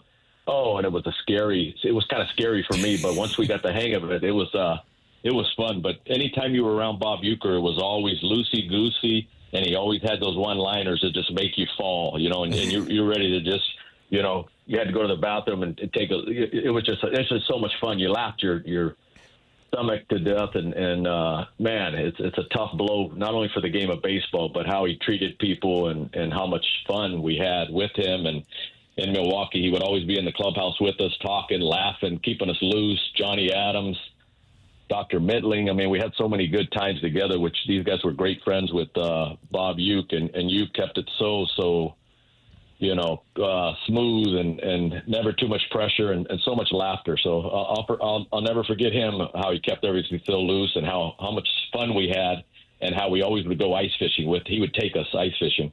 God, Tim, I know we're up against it, but people are saying the reason I played second base is Vina, one of my favorite Cardinals. They need more players like this, but a couple keep saying, ask the Albert Bell story. Ask the Albert. Yeah. Okay, you got taken out by Albert Bell. 1996, Doug. I didn't want to bring it up, but Edgar made me. He got me. That was a linebacker in a baseball uniform body. He set me up and got me, and that was a cheap shot. I wasn't ready for it. Tell you what, after he got me, I was ready for it every other time down the road. But I looked at it this way: he got me. He got under me, and he kind of threw his elbow into my nose. So when you get hit in the nose, it kind of just, you know, your eyes start watering. And he came up with the ball in my hand. I thought about throwing it. We had a big brawl after that. But I always looked at it like this. I said, you know what? He got me. It's okay. I was hitting over 300 in Milwaukee. Nobody knew about me, and all of a sudden they started to know my name and that I was hitting over 300. So he put me on the map. So thank you, Albert Bell. Thanks for the cheap shot. Did you guys ever talk about that thing years later? Yeah, he apologized, and you know, he just said he was trying to play the game, but it was a cheap shot, and he had done it before, and I don't know. He was one of those guys that he wasn't known to be a real nice guy to people, but I learned my lesson, and you know, I went into it kind of on one foot to try to tag him to turn a double play on my own, and he got me. But that's all right. We kept digging, and like I said, I was doing well for my team in Milwaukee, and that video's on every year, and I get texts from all my friends every year. You never hear the end of it, but it was all part of the game. And again, we had a big brawl after. I never forget it at second base with Kenny Lofton. After that, I forgot who we had on the mound. We hit Albert the next at bat, and things just got crazy. Eddie Murray, Albert Bell, Omar Vizquel. We had playing against those Cleveland Indian teams. Carlos Baerga. Yeah, it was a great competition, and he happened to get me and cheap shot me, but. We kept going, and now it's on video for the rest of my life. That's all right. But then you were an All-Star 2 years later, and then a couple Gold Gloves and some great runs with the Cardinals. Well, this has been great, man. Thank you for joining us, and it was a wonderful conversation, catching up on some great Cardinal memories. So we appreciate it, man, and look forward to talking again. Thanks, Fernando. Thank you, guys. I loved my time as a St. Louis Cardinal. It was the best time of my life in the game of baseball, and I was blessed to play this game, and we keep going and try to teach the kids and teach them what I learned. And God bless George Kissel and Lou Brock, Bob Gibson, all these guys, Sam Musial that we lost. And we'll keep going. You guys have a great day. Thank you, Fernando. Thank you. Wonderful sentiment. Great surprise guest. A+ surprise guest, Martin. Thank you. Nice surprise guest. Well, I was going back and forth with Jackson yesterday, and I thought the dossier just needed a little sprinkle of something. We're going to spring training. Let's lead it off. Number 4, he's gritty, gutty, kind of like this show. And he was there at an unbelievable era. You think about it, he experienced a little bit of McGuire. He experienced Albert's arrival. He lived through the Tino experience. He was there for the summer of sadness with Darryl Kyle and Jack Buck, and then just Edmonds' arrival. I mean, he was there in the middle of a really interesting and successful period. Yeah. Yeah, that was a fun team, man. When I started going through that roster, just looking at it while we were talking, I'm like, man, that was full of characters. And he hit 300 or more twice for the Cardinals. Really good player. Yeah. I screenshotted all these texters saying, great having him on, love Fernando. And then I realized one of them said, my mom loved his butt. Yeah, that was from the Pope. And that's from the Pope. I just sent that to him, so he'll see that as well. Yeah, that is accurate. Skip Berkmeyer. You familiar with anybody familiar with Skip Berkmeyer? Sure. Yeah, the golfer. Considered the second best amateur player in St. Louis next to me. No, I don't know. What's wrong with... Look at the rankings, Doug. He said, I'm letting you know that I have listened to you guys from the very beginning. So, Martin, he goes back to July 2004. Glorious time. Was Will Clark one of the first guests ever? Might have been. We were in Macomb. It was very awkward because you were in studio. I was in studio and you was in Macomb. It was just a cluster F. Yeah. And Will's like, you hear me? Anybody there listening? It was terrible. Skip said, let you know, I listened to you guys from the very beginning. This version of your show is the best version. If only we had Jay Jr. to sub in. Congratulations. Hope we get to play some golf this year. That's from Skip Berkmeyer. What a kind sentiment, especially for a guy who, knows he is, second to me. I don't know. I mean, to be able to kind of, kiss the ring in the golf community. You expect him to kiss your ring? Yeah. Thank you, Jackson. Duh. Skip Berkmeyer should kiss Tim's ring? As the best amateur golfer in St. Louis. Now, he has played in 3 USAMs. And I've played in some member guests, and I am available as kind of a barfly of the member guest community to be a 1099 for you. But, you've done some chipping and putting at Ruth Park, so it's kind of on par. That's exactly right. So, yeah, Doug, sure, he's played at Pinehurst in the USAM, but I've been at Ruth Park chipping and maybe putting. I'm wrong. Maybe I don't get it. Yeah, so you don't, and that's good that you came around on that. You're welcome to email in the morning after at InsideSTL.com for the Design, Air, Heating, and Cooling email of the day. That comes your way. Martin's got some onboarding, I know. You guys think I just jack around? I mean, sometimes I'm spinning through the old Rolodex while I'm supposed to be onboarding, thinking, what could I do the next day to throw the boys for a loop? Well, that was a great one. I wanted Big Walt, and the debate was going to be because Matthew Kachuk's in town, Panthers are here, just to kind of catch up with Walt. And then my debate was, he's in Sweden. Yeah, it's not going to work. But I debated if I should have him as a surprise, because then he would have been the first to ever be on twice as a surprise, even though he would just be a regular guest. Regular FOTS. But he would probably come on and drop bombs on you clowns. Yes, he would. He would be happy to dunk on us. Ladies and gentlemen, this program is called The Morning After. It is presented to you by Brown & Crouppen 101 ESPN and the TMASTL YouTube channel.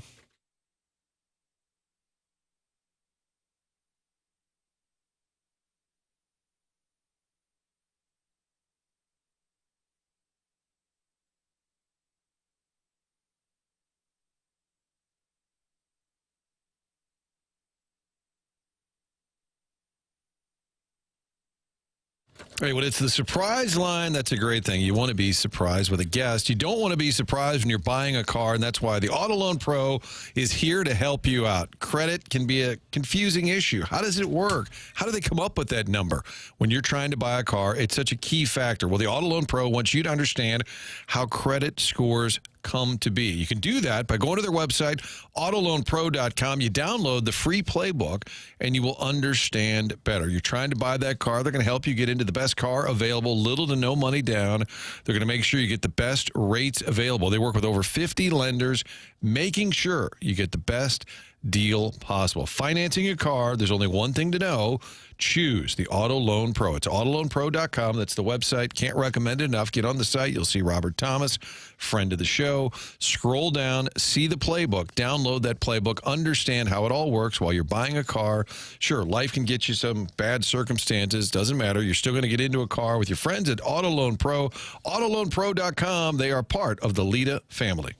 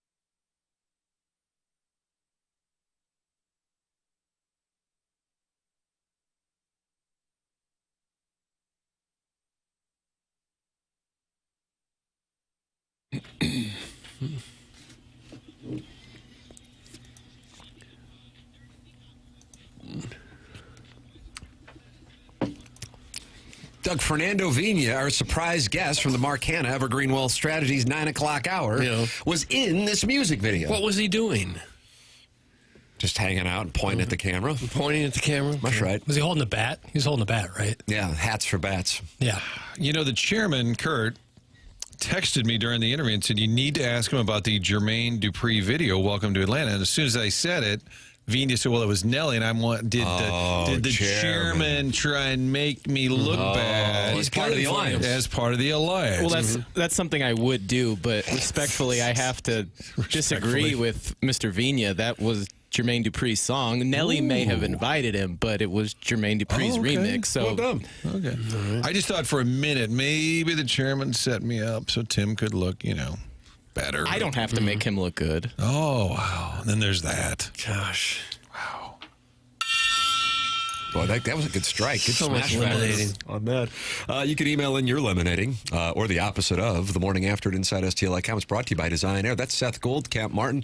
And you're a client. Doug's a client, and I'm a client. It's wonderful. I love St. Louis success stories. And Design Air has been around since 1904. It's now a fourth-generation St. Louis business. So when it's the HVAC, that's something you're not going to fix on your own. The air conditioning doesn't work in the summer. You don't just grab Doug's tool belt. Call the pros. Wintertime. You can call Ricky Prohl or the pros. Wintertime, when the furnace goes out, you need the experts. That's what Design Air Service brings you. DesignAirService.com is the website. In addition to being a St. Louis-based company, also great supporters of this show. You just heard the Skip Berkmeyer endorsement. That's why. Get on board like Design Air has done. Longest-running TMA supporter, DesignAirService.com. Book that appointment online for all your HVAC needs. One name to remember year-round. Whether it's hot outside, cold outside, it is Design Air. Design Air Heating and Cooling online at designairservice.com for our email of the day, our loyal sponsor here on the program. Email in the morning after at InsideSTL.com and participate in the fun and the games on TMA. Jackson, we have this from John Heyman on who he thinks is going to get Alex Bregman. Cardinal fans will want to be listening to this. Take a listen. At this moment, as we sit here today, I don't think the Astros can be considered the favorite. At this moment, I think the Cubs have done a lot of stuff. I think they're probably the favorite in that division anyway, but they put themselves in a great spot. They've gotten Tucker. They've gotten Presley, two guys or teammates of Bregman. I'm sure they're in the ear of Jed Hoyer and all the Cubs people right now talking him up. Not that you have to because he's an outstanding all-around player, but at this moment, whether it be on a 6-year deal or a 4-year deal with opt-outs, as that report from that mystery writer, because I don't know his name offhand, but good for him, suggested with opt-outs, I feel like the Cubs have a decent shot at getting Bregman. Could be proven wrong. We shall see. It is a fluid situation. Yeah, the Cubs. There was that editing. Like that right at the end. I think it fit the message. It's a fluid. The mystery writer is now part of the storytelling. There's usually a mystery team. Now there's a mystery writer. Mystery writer. A writer to be named later. If the Cubs are in fact in on Bregman, why? Why? I mean, why wait? Why is it now like, oh, you've had this entire, well, you know what? Okay, we weren't going to do anything. It's like the guy with Bellinger. The same kind of thing. Fall back. Buster Olney was on yesterday, I guess it was his podcast, saying it would be an absolute disaster for him to go and do one of those short-term deals with the Cubs, like one of those one-year opt-out deals like Bellinger's did, because hitting from the right side at Wrigley Field would not do wonders for his numbers. I think it's one of the toughest places to hit as a right-hander, which is surprising. Certainly it can be impacted by what that wind is doing. Didn't bother Ernie Banks very much. Yeah, let's play two. Mr. Cub. And especially when you have Boston and Houston as potential landing spots, at least at one point. So I think that, I don't know, I get the sense, maybe I'm off on this. I get the sense that the Bregman-Arenado thing's coming to a head. I'd be surprised if at this time next week both of them are still out there floating about. It's like the assignment that's due, and you should be working on it, but until the deadline, oh my God, it's due tomorrow, and then you just start sitting down, getting serious. Once camps start opening, all these GMs that have been at their country club are like, oh, I guess we better do something. It could be that the Dodgers have set the bar so high that everybody wants Dodgers money. And if the Dodgers aren't interested and other teams aren't offering anywhere close to what the Dodgers are paying people, they're hesitant to sign.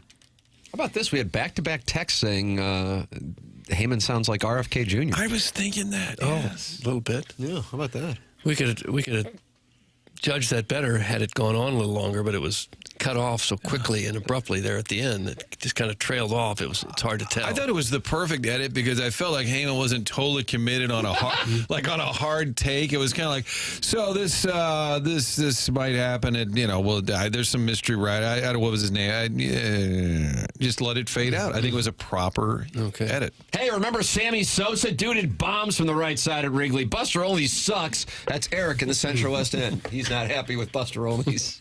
Ron Say hit a few. The Penguin. Yeah. Penguin. Jody Davis. Ryan Sandberg was pretty good there. He was right-handed. Yeah. Okay. Here's the deal. According to the Grease Effect, this is a wonderful little text.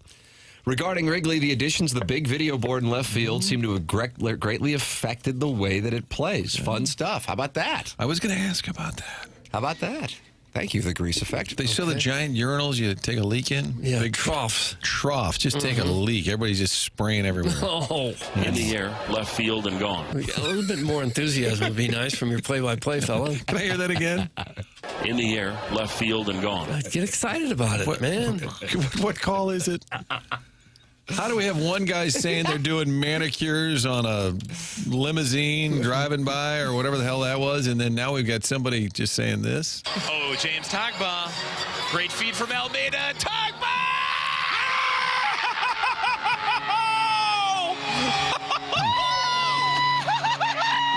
Oh, my. Is that too much for you, Doug? Are soccer goals funny?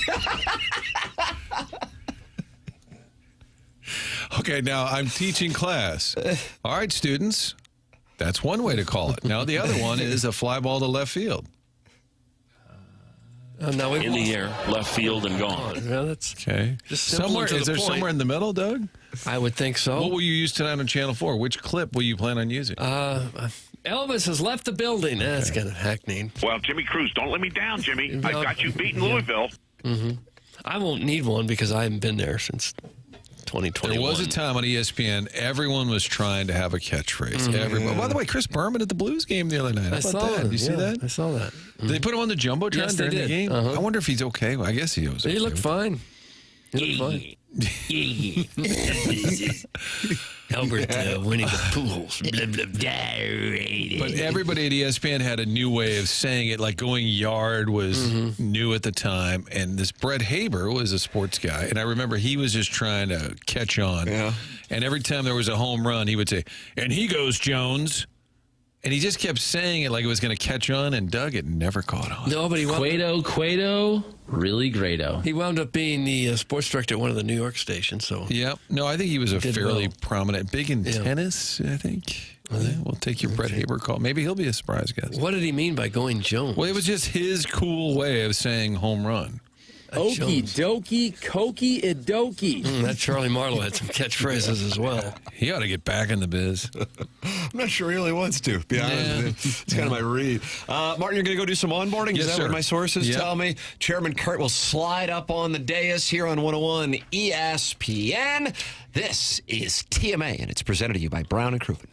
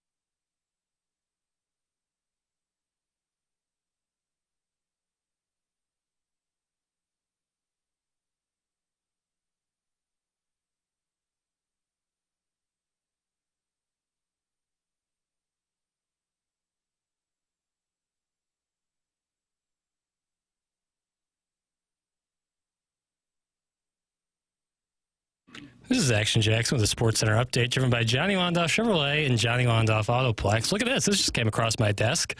Daniel Sokolov, a 13-year-old Russian golfer, shoots 75 in the first round of the Qatar Masters, which is a European Tour event. So this is his second appearance. He's going to have a chance on the weekend. 75 for the 13-year-old.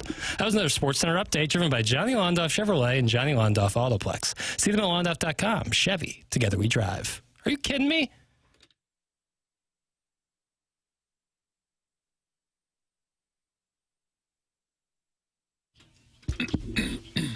Doug, did you catch that update on the 13-year-old golfer from I did. Russia? Uh-huh. He must have had a good round for himself. Look at 13, 3 over? Kidding me? At a European Tour event? It's crazy. Are we talking a man or a boy or a girl at 13? Boy. Okay. Daniel. All right. Boy named Daniel from Russia. Okay. Yeah. He's going to join us from spring training. Ladies and gentlemen, the program's The Morning After. It airs on 101 ESPN if you're watching on YouTube. I'm the cute boy wearing all black. TMA Blackout. TMASTLshop.com. Is that what it is? Yeah. It's a good look. Yeah, Mike Flanagan. TMASTLshop.com is where you can get it. The hats, the hoodies. What do you call... Oh, this isn't a quarter zip. I'm wearing something. This is where there's the crew neck. Crew neck. No, that's not a crew neck. I know, but I'm wearing a quarter zip. What I'm saying is when it doesn't have it, is it a crew neck? Yeah. Well, yeah. If it doesn't have a hood on it.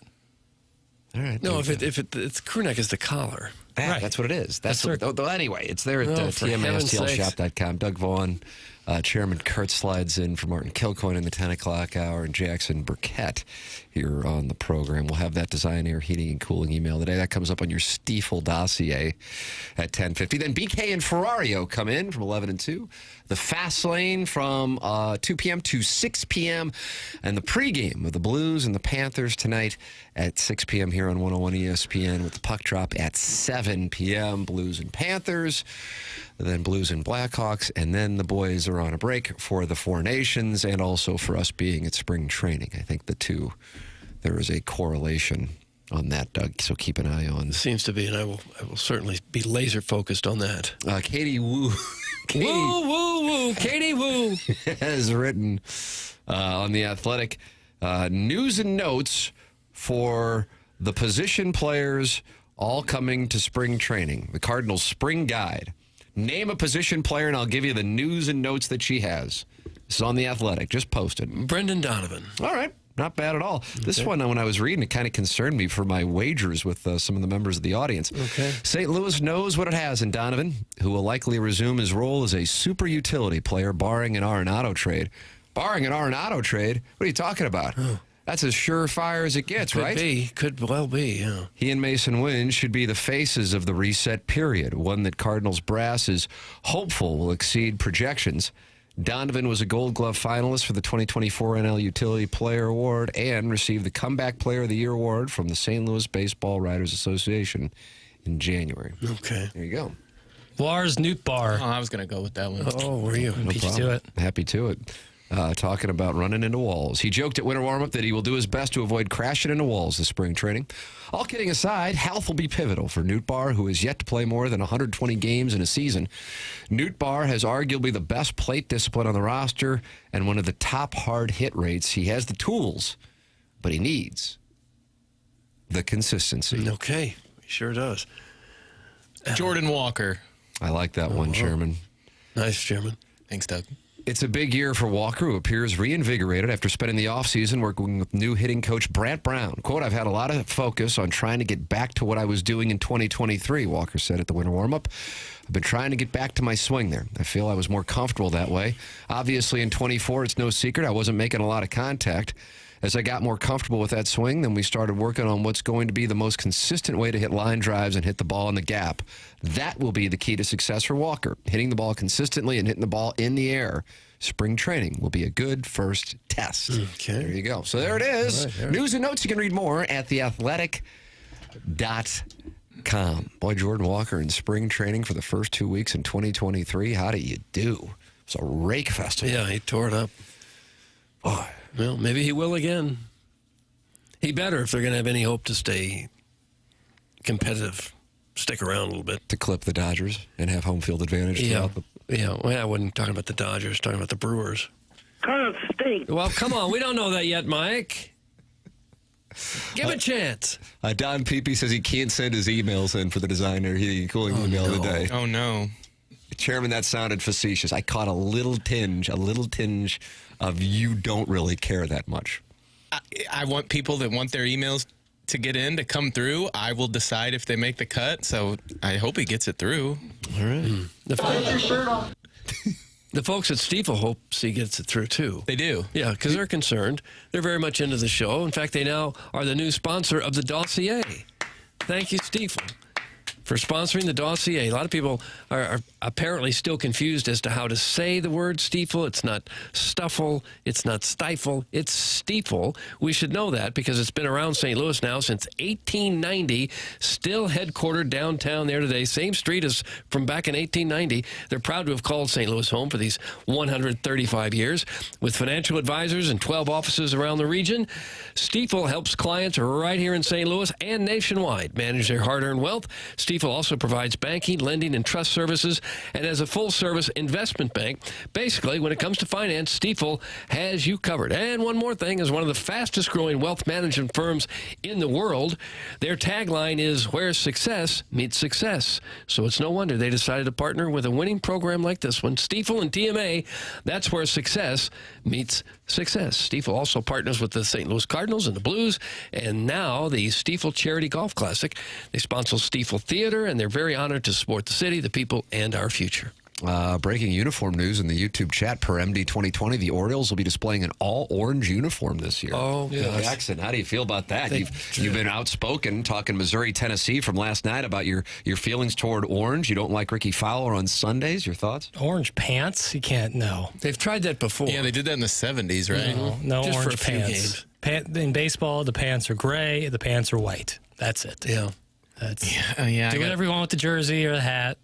Don't mess with the pants. Kind of looks slow-pitch softball-ish. Extremely slow-pitch softball. It looks terrible. Yeah, it's orange jerseys, orange pant, and then a black hat with an orange bill or a white hat with an orange bill for the all-orange uniforms. That's alternate 2 uniform, Doug, alternate 2. It's hard for me to not call them the Browns since they moved out. You know, they were the St. Louis Browns for years, and now they're the Orioles. I still can't get it in my head that those aren't the Browns. Jackson, I did see those spring training caps you were talking about the other day. I liked a lot of them. Yeah, not the Cardinals.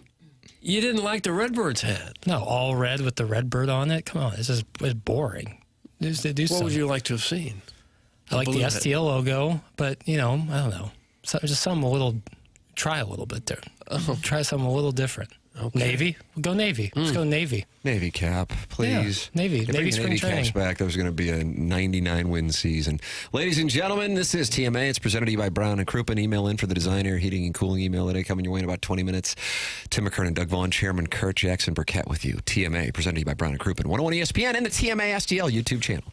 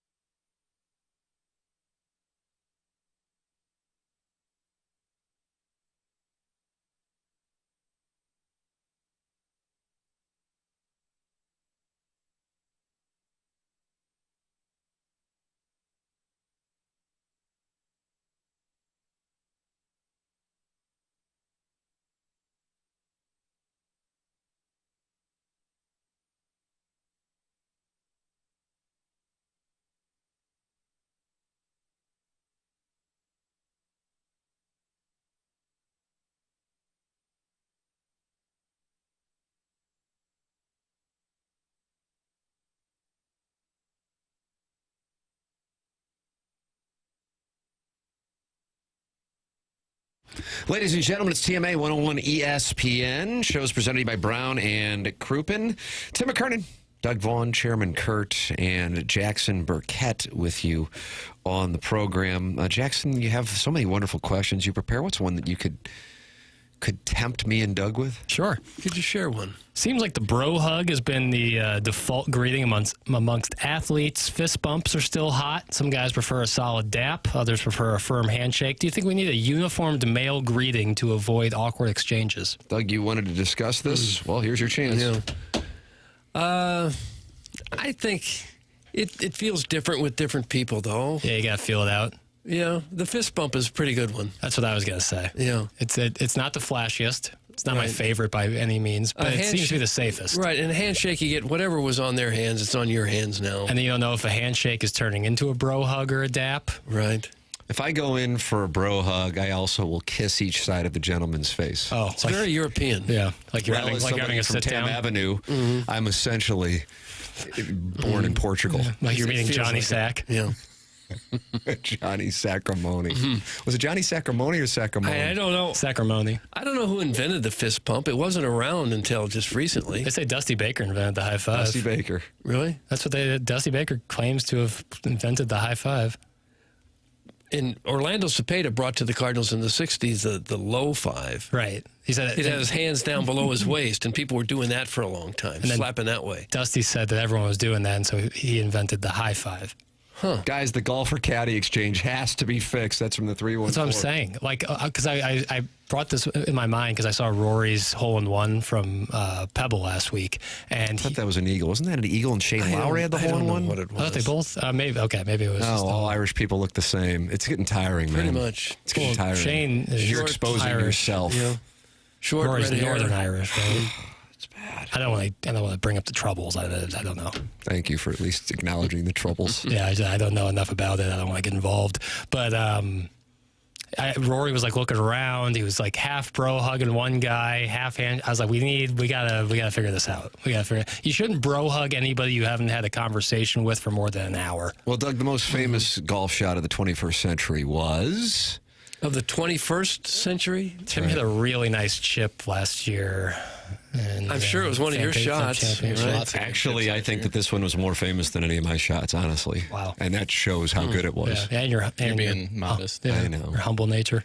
Tiger Woods, number 16, Augusta National, 20 years ago this April. Oh. And Vern Lundquist on the call, and in Van, 2-1. In your life! Have you seen anything like it? That was when the Nike ball just rolled in. Hung on the lip there for a moment. Indeed. Yeah. And he and his caddy, Stevie Williams, they were struggling through the celebration. Almost ruins the shot.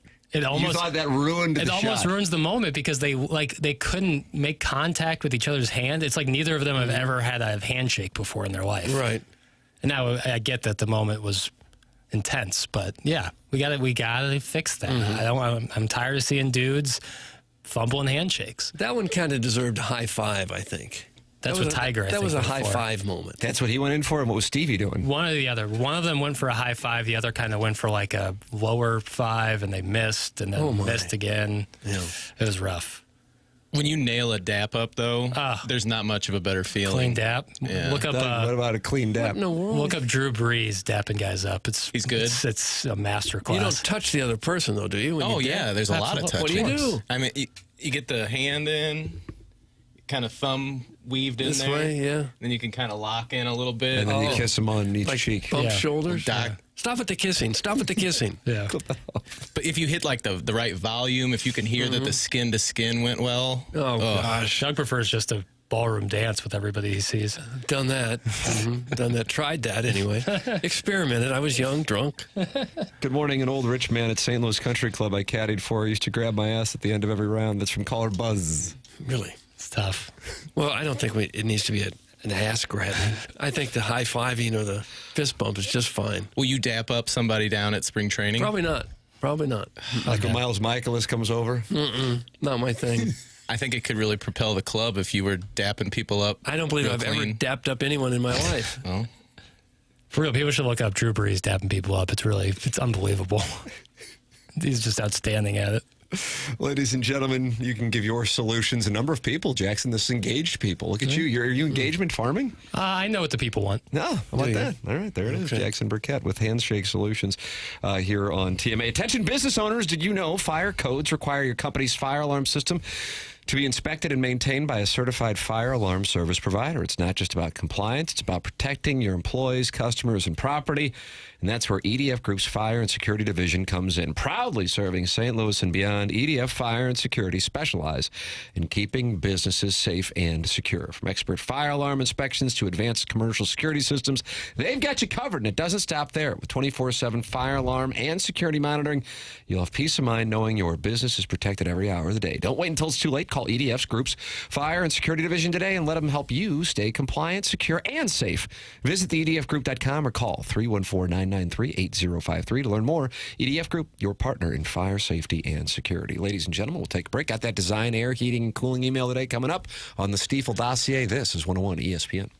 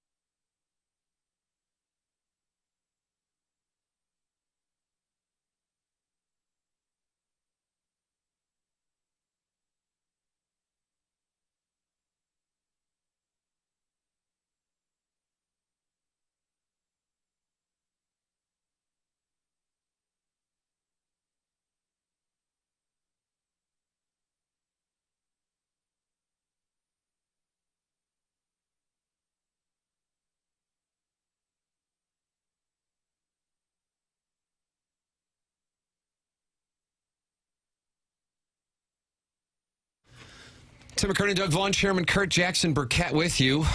Doug, you wanted an update for what is called the People's Open in Scottsdale? Okay. What Waste is it? management? Is this the 13-year-old kid who shot a 74 or something? Are we going to get that story? No, this is hole number 16. Okay. Jackson was out there last year. Yep. You said there were a lot of people with septum issues? Yeah. Oh, boy, yeah. Now, what does that mean, Doug? Septum issues. Like they'd had nose jobs? Yes. That was part of it. The other part might need nose jobs later. Oh. Wow. What are you implying? Yeah, what are you trying to say, bro? How am I going to explain this to my kids? There's just people really enjoying themselves.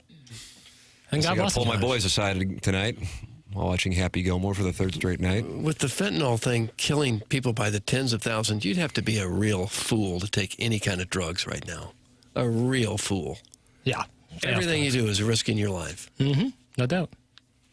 Well, Doug, you wanted to know who, outside of the deviated septums in Scottsdale, what's going on? Well, Rasmus Højgaard's going on. Oh, is he really? He's 4 under through 8 and leading the waste management. Scotty Scheffler is getting like Tiger Woods-like odds to win tournaments now.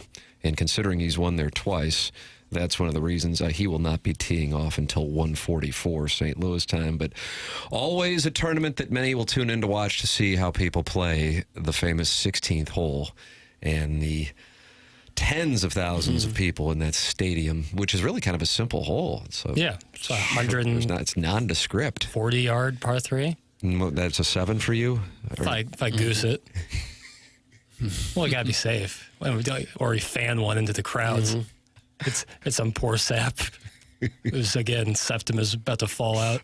Oh, Doug, it keeps going back to the What is it with these septums? I'm telling you.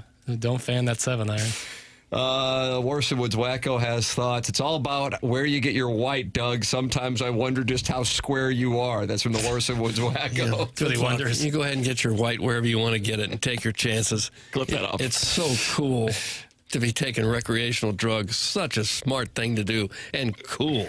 Now I got to explain that to my children. Yeah. I got a long talk tonight going. Guys, how's that bastard Sepp Straka shooting, Timmy? Well, it's good that you asked. Because he is on fire, Doug. He is 2 under par. Is he really? And as far as ball striking in 2025 goes, I don't know if anybody has been better than Sepp Straka. And as you know, this is a ball striker's paradise at TPC Scottsdale. So we will keep you updated on the septum situation throughout the weekend here on 101 ESPN. Design, Air, Heating, and Cooling email today coming up. This is TMA 101 ESPN.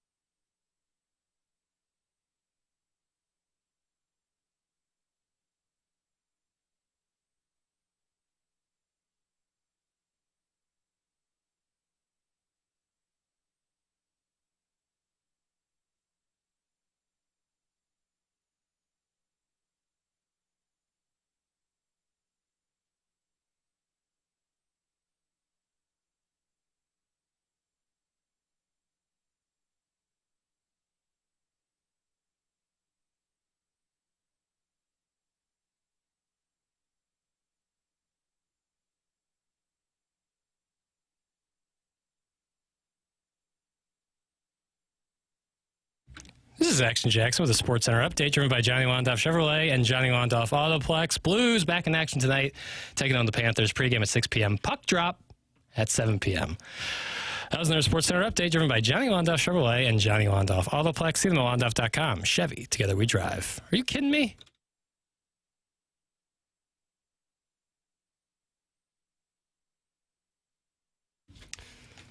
All right, Doug, you won it. You got it. It's time for the Design Air Heating and Cooling email of the day. Ow! Okay. This is my Jordan email. I have a 102.5 degree temperature. I'm feeling it, and I'm feeling it good. The Don must lead by example. I could call it quits and not email in today, but this is our time. This is the YouTube chats time. We may send an emails and lose 9 out of 10 times, but not today. Today, we are the greatest emailers in the world. Long live Balloon Party. Long live the Don. That's from Tiny PP from the YouTube chat, Doug. Tiny PP. It's going to be 10 out of 10. Oh, no.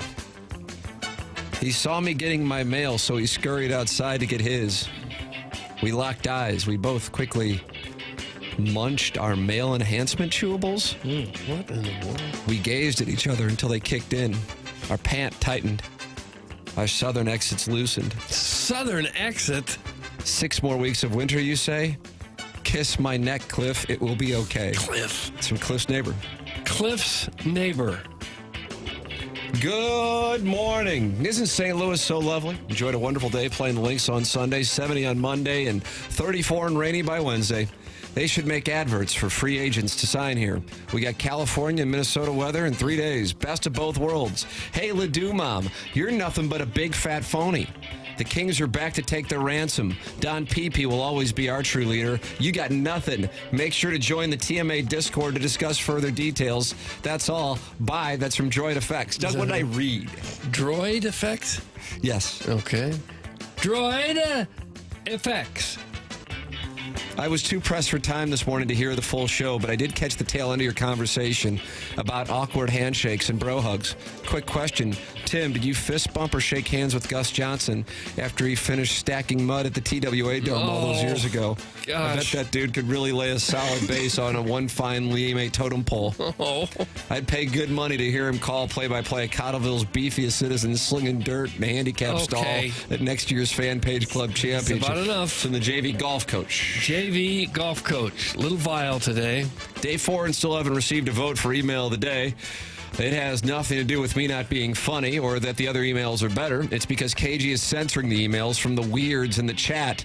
Boys, did you censor emails from the YouTube chat people? Hey, you're getting your chance to shine today, boys. Boys, let me tell you, it has us tooting and hollering mad.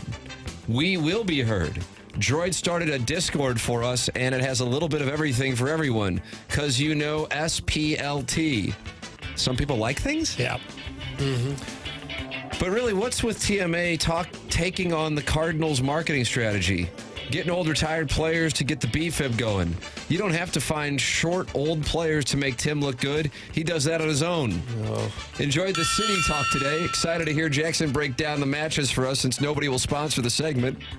One last thing, boys, and this is important. Our fearless leader, the Don, is sick. Sick and tired of the censorship, that is. Hashtag Charlotte sucks. That's from the YouTube chat. YouTube chat.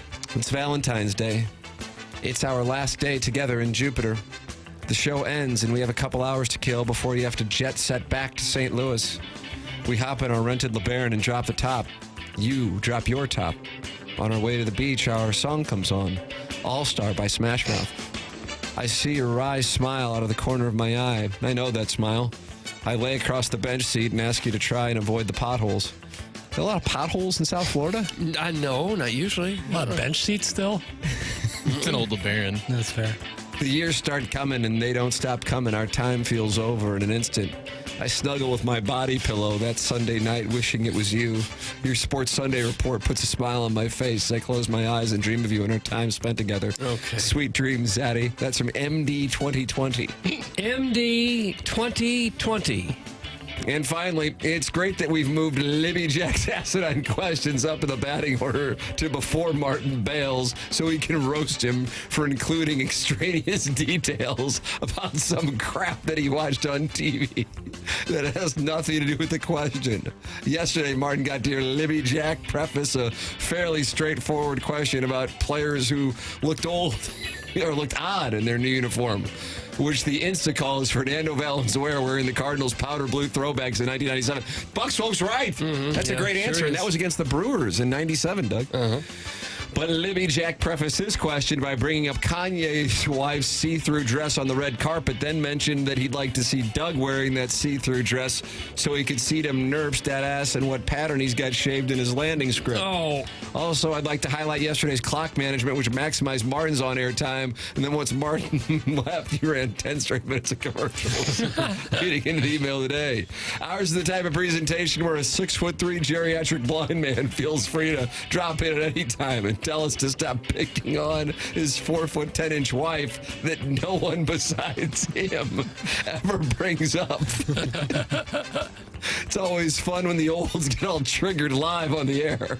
It was reminiscent of Jimmy the Bull calling in 9 years ago to recap how the day before he'd gone to the Webster Starbucks at noon to fight the Shrewsbury Seminary student who, for whatever reason, didn't make the trek from Shrewsbury up Murdoch over 44 and into Webster proper. I posted the audio to the fan page so you can hear a triggered Jimmy the Bull accuse Shrewsbury Seminary student of playing little tee-hee boy games. It's nearly as awkward as when the guy called in to complain about the butt jokes. That's from Buck Swope, and that's what we have. Buck Swope. For the Design, Air, Heating, and Cooling email today. Well, I was going to vote for the YouTube chat because they feel like they've been censored, and I didn't want them to feel bad anymore. But I can't. I have to vote for Buck Swope. I thought he had the best email. Yeah, Bucks was the only halfway decent. Wow! Chairman Kurt fights back on the YouTube chat, and Buck Swope has won the Design, Air, Heating, and Cooling email of the day. You can join that TMA fan page. Jackson, you do a great job. Thanks. Rating it. It's called the TMA fan page, and it's on Facebook. All right, time for us to shut it down. BK and Ferrari are up next for Jackson, Bennett, Burkett, Chairman Kurt, Martin Kilcoyne, my brother Kevin, Douglas Elvin, Vaughn, and Tim McKernan. This has been TMA, presented to you by Brown and Crouppen on 101 ESPN and the TMA STL YouTube channel.